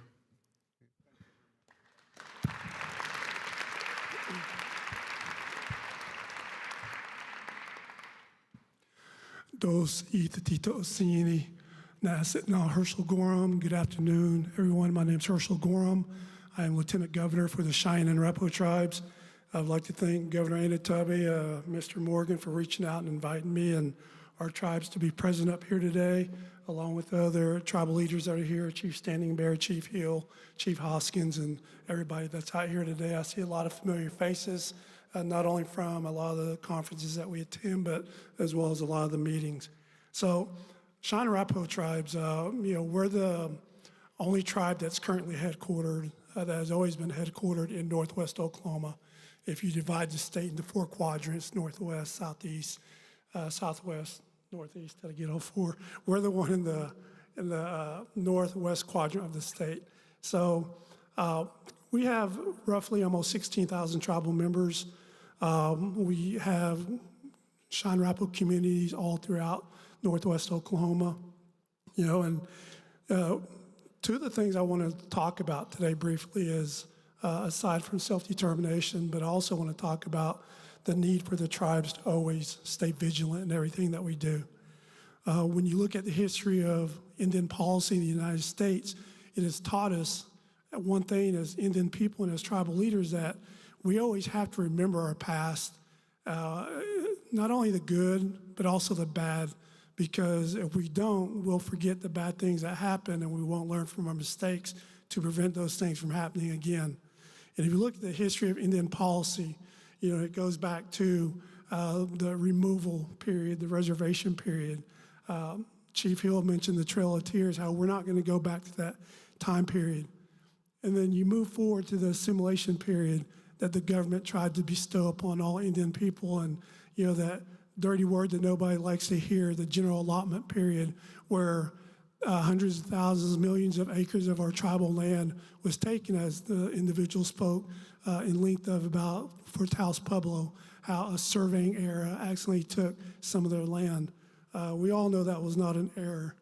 And then from there, they said, okay, let's try to do some good for them. We're going to go into the reorganization period. The Indian Reorganization Act of 1934, Oklahoma Indian Welfare Act of 1936, where many governments that chose to accept it created their constitutions off of the Indian Reorganization Act. But I always say that we always have to continue to stay vigilant, because unfortunately the federal government has a short-term memory when it comes to the good things that they want to do for the Native Americans, because it wasn't even 20 years later that we entered the termination period of a new era of Indian policy, where a lot of tribes were having their federal recognition terminated by the federal government in the new policy that they were implementing. And keep in mind that this termination era occurred shortly after World War II, a war that would not have been won if it had not been for the code talkers.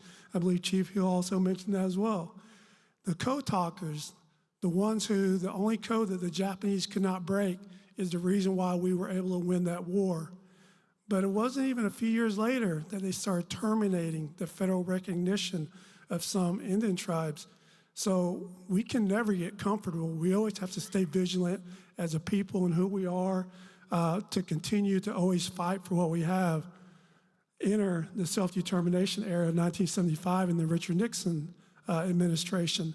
And I forgot to tell a story. I always like to try to tell a little quick story before I started. But I want to call it my first self-determination story. I was probably 8, 9, 10. I don't remember how old I was. But I grew up in a small town in northwest Oklahoma called Geary. Geary's about population. It used to be 1,400. They used to have 12-man football. Now they're 8-man football. So I think their population's dropped down to about 1,000. But that was my town. I always jokingly with my friends called the Arapaho stronghold of the Cheyenne Arapaho tribes because, amongst our friends, it's kind of like a little inside joke. But I remember growing up and playing sports like wrestling and baseball and stuff like that. And I think I was around 8 or 9 or 10. And I remember somebody, I don't remember who it was, but they said, "Hey, you got to go over here to go get your baseball glove." And there's like a little sporting goods store. It's no longer there in Geary. But we all knew where it was. We just didn't get to go in there because we didn't have any money to buy anything. But we were being told to go over there and we're going to be able to pick out a glove. And they said, Johnson O'Malley's paying for it.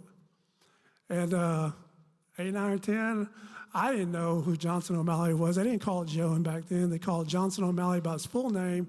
And me and my friends were talking. I remember some of us were thinking, man, this guy must be rich. But that's my first self-determination story, is not knowing what Johnson O'Malley was when I was a 8, 9, or 10-year-old. But, we go forward and you look at all the things that have occurred, not only in Oklahoma, but across the country as well when it comes to Indian policy and the Indian cases that have gone before our Supreme Court, some of the things that have gone in Congress. And you always have to hope that things continue to go well, but at the same time, know that there's always a fight that's going to be waiting for us, right? Because if you look at the McGirt ruling that Chief Hill mentioned, where the Supreme Court ruled that the Creek Nation had never been disestablished and had remained intact, something they always knew. That was a 5-4 ruling. And keep in mind, Justice Ginsburg was still alive. She was one of the 5. Had that occurred a few years later after she passed, it could have been 4 or 5 the other way. Unfortunately, one of the presidents was allowed to nominate 3 conservative justices to that court. And so right now, the U.S. Supreme Court is very uneven, and which is not a good thing for Indian country. Thank goodness Justice Gorsuch has been a blessing to Indian country that none of us expected, but he's the one who, I believe, wrote the words that Chief Hill mentioned. But there's other cases that we always have to be on the lookout for. How many of us were not holding our breath waiting for the Brackeen ruling to come out? Everybody was. I think we were at NCAI shortly before that ruling came out, and no, I don't think anybody expected that ruling to go in our favor because of the makeup of the current U.S. Supreme Court with an uneven amount of conservatives. And when the ruling came out, again, I forget what it was, 5-4, 6-3, but it was a surprise. I mean, I was shocked to see that Justice Barrett voted in favor of it, Gorsuch as well. I want to say even Kavanaugh did, which was totally unexpected. But again, there are some justices on that court that have never voted favorably for an Indian law case that has come before them, regardless of how bright line or clear it is. Justice Thomas is one of those justices, has never voted for an Indian law case that I'm aware of that has been favorable to Indian country. You look at the other case where that Maverick case in Washington State, where they tried to steal a playbook from the Brackeen case, where they were basically trying to rule that IGRA was unconstitutional based on it being race-based. Again, that case got dismissed, I believe, on a procedural issue. But again, it's someone's always trying to take something away. It's like if the government gives us something like self-determination, ISDEA, there's always somebody there waiting to try to take it away, whether it's ruling that this isn't constitutional based on being race-based or in the form of hey, that's a nice business you guys have. Where's our cut of our taxes? And that's another issue that hasn't really been mentioned up here today, but the issue of dual taxation. We have to stay vigilant because we still have a lot of work to do in Indian country today.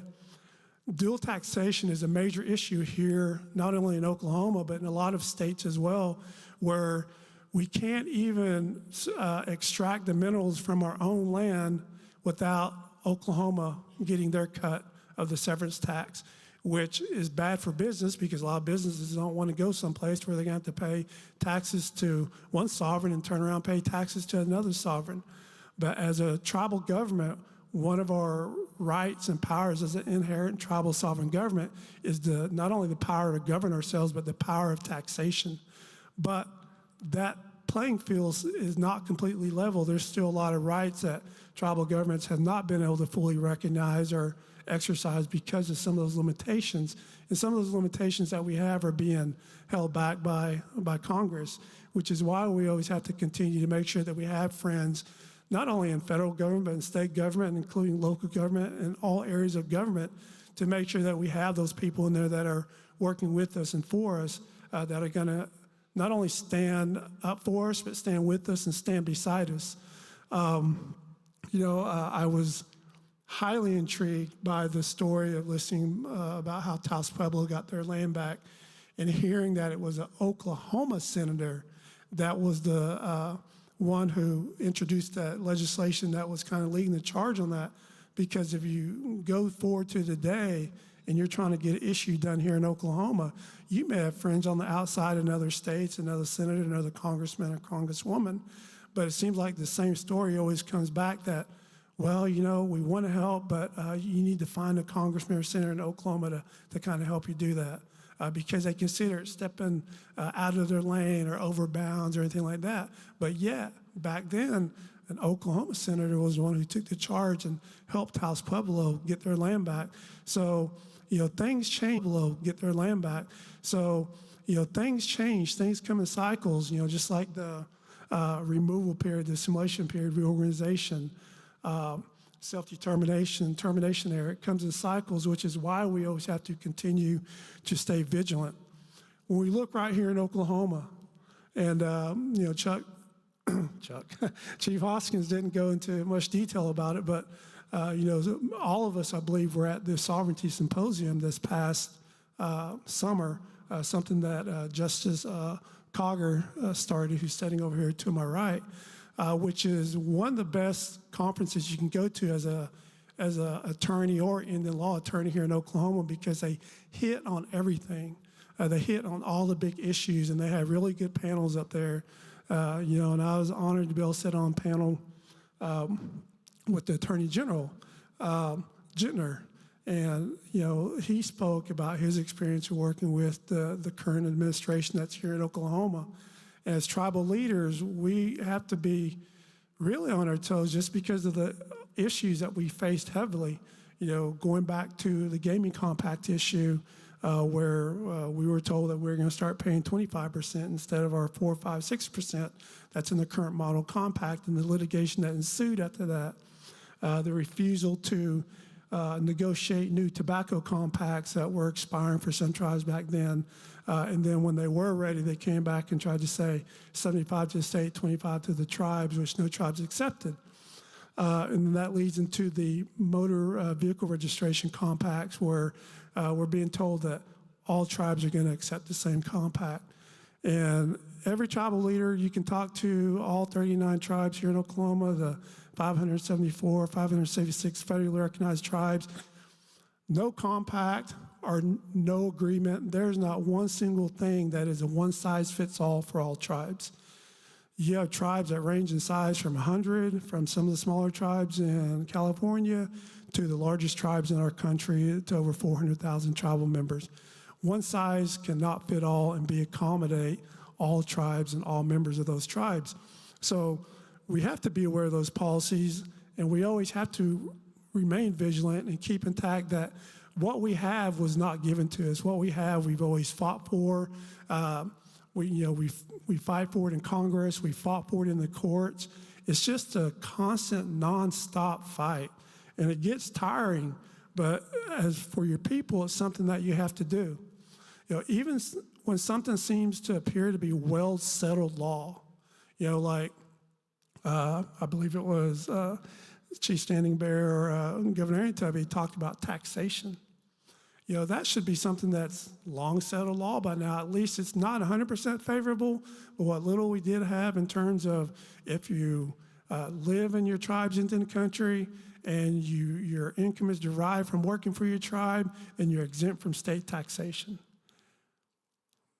The U.S. Supreme Court said that, right? They said that in a case that went before them. That should be settled law, but yet here we are still waiting for a decision from the Oklahoma Tax Commission versus Strobel case where that very issue was before the court. So, once that comes out, we'll assess it and go from there. But I always ask, why do we have to fight so hard to maintain our rights?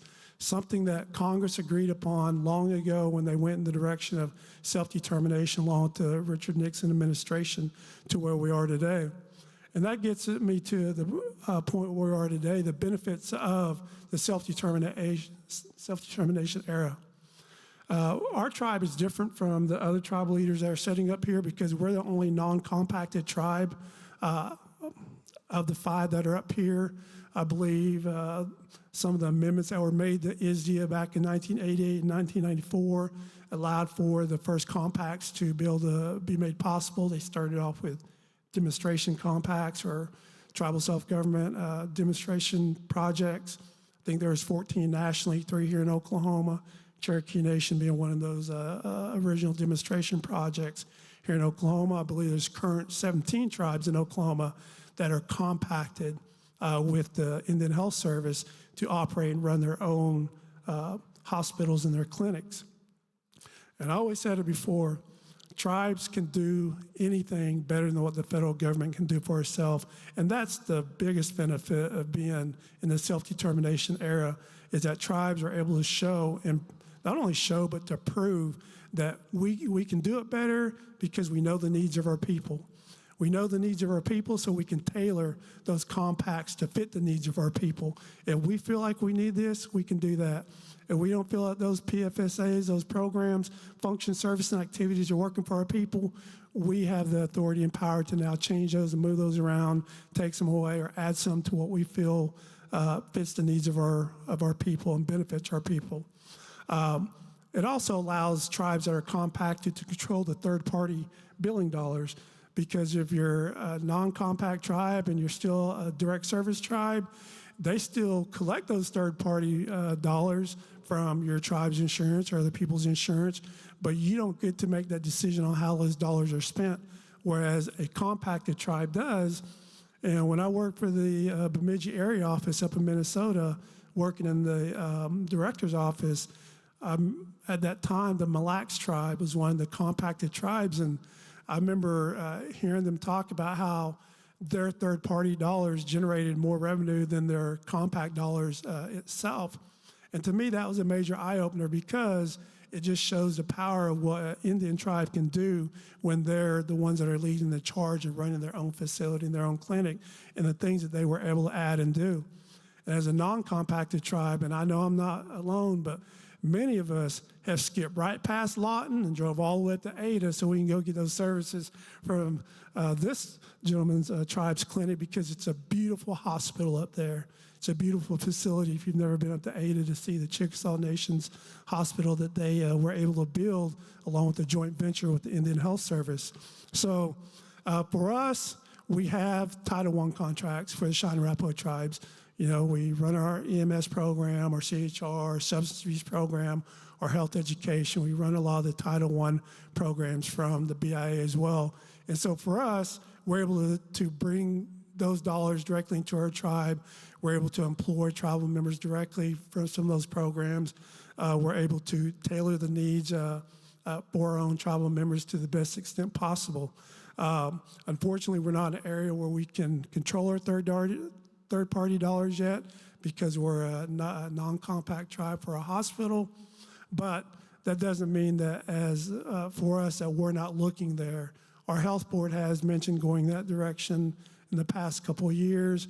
It's just at a time where our tribe is not ready yet to make that move, although other tribes have proven and shown that it is possible. It is the best route to go. But I just want to leave everybody with here that self-determination for me is here to stay. We can never go back to where we were before, but in order to not go back, we always have to continue to remain vigilant, to know that we're always probably going to have a fight waiting for us, because we just never know who's going to be in office, whether it's in the state of Oklahoma or whatever state people reside in, or who's going to be in Congress or who's going to be in the presidency. We just have to be prepared. Aho.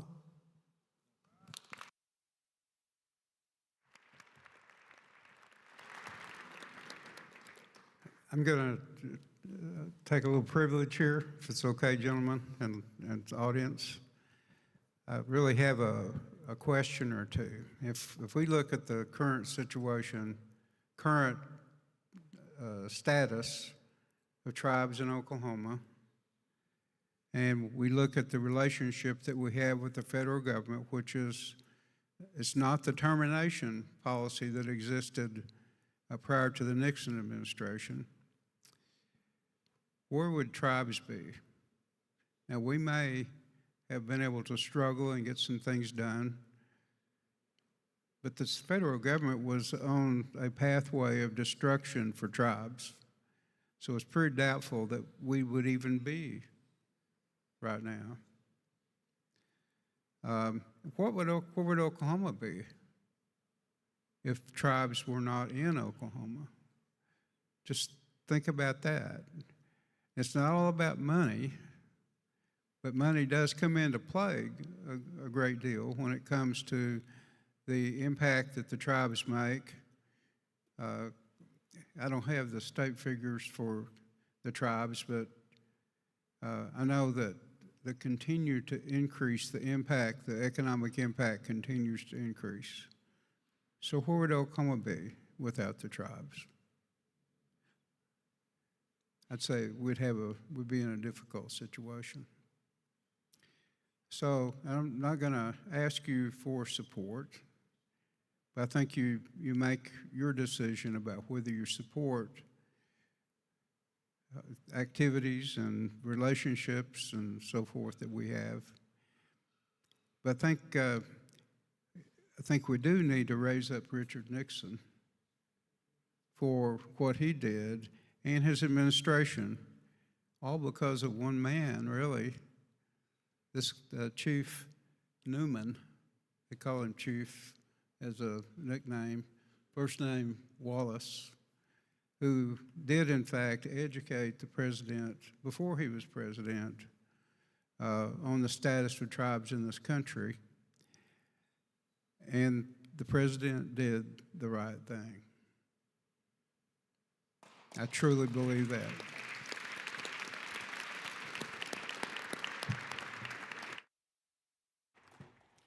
Well, what a fitting conclusion. And that, as Governor Anoatubby said, I mean, that's a story that needed to be told. So would you please join me in thanking all of our panelists and all of our speakers, chiefs and the tribal leadership, Governor Suazo. I want to thank as well the First Americans Museum, and I especially want to thank my colleagues Tammy Gray and Jody Teeter for all of your hard work and for bringing this together. So thank you so much. I'd like to invite you all to visit us at the Nixon Library in Southern California on your next trip out west, and invite you also to connect with us on social media at Nixon Foundation. Most importantly, the table centerpieces are free. So thank you for joining us.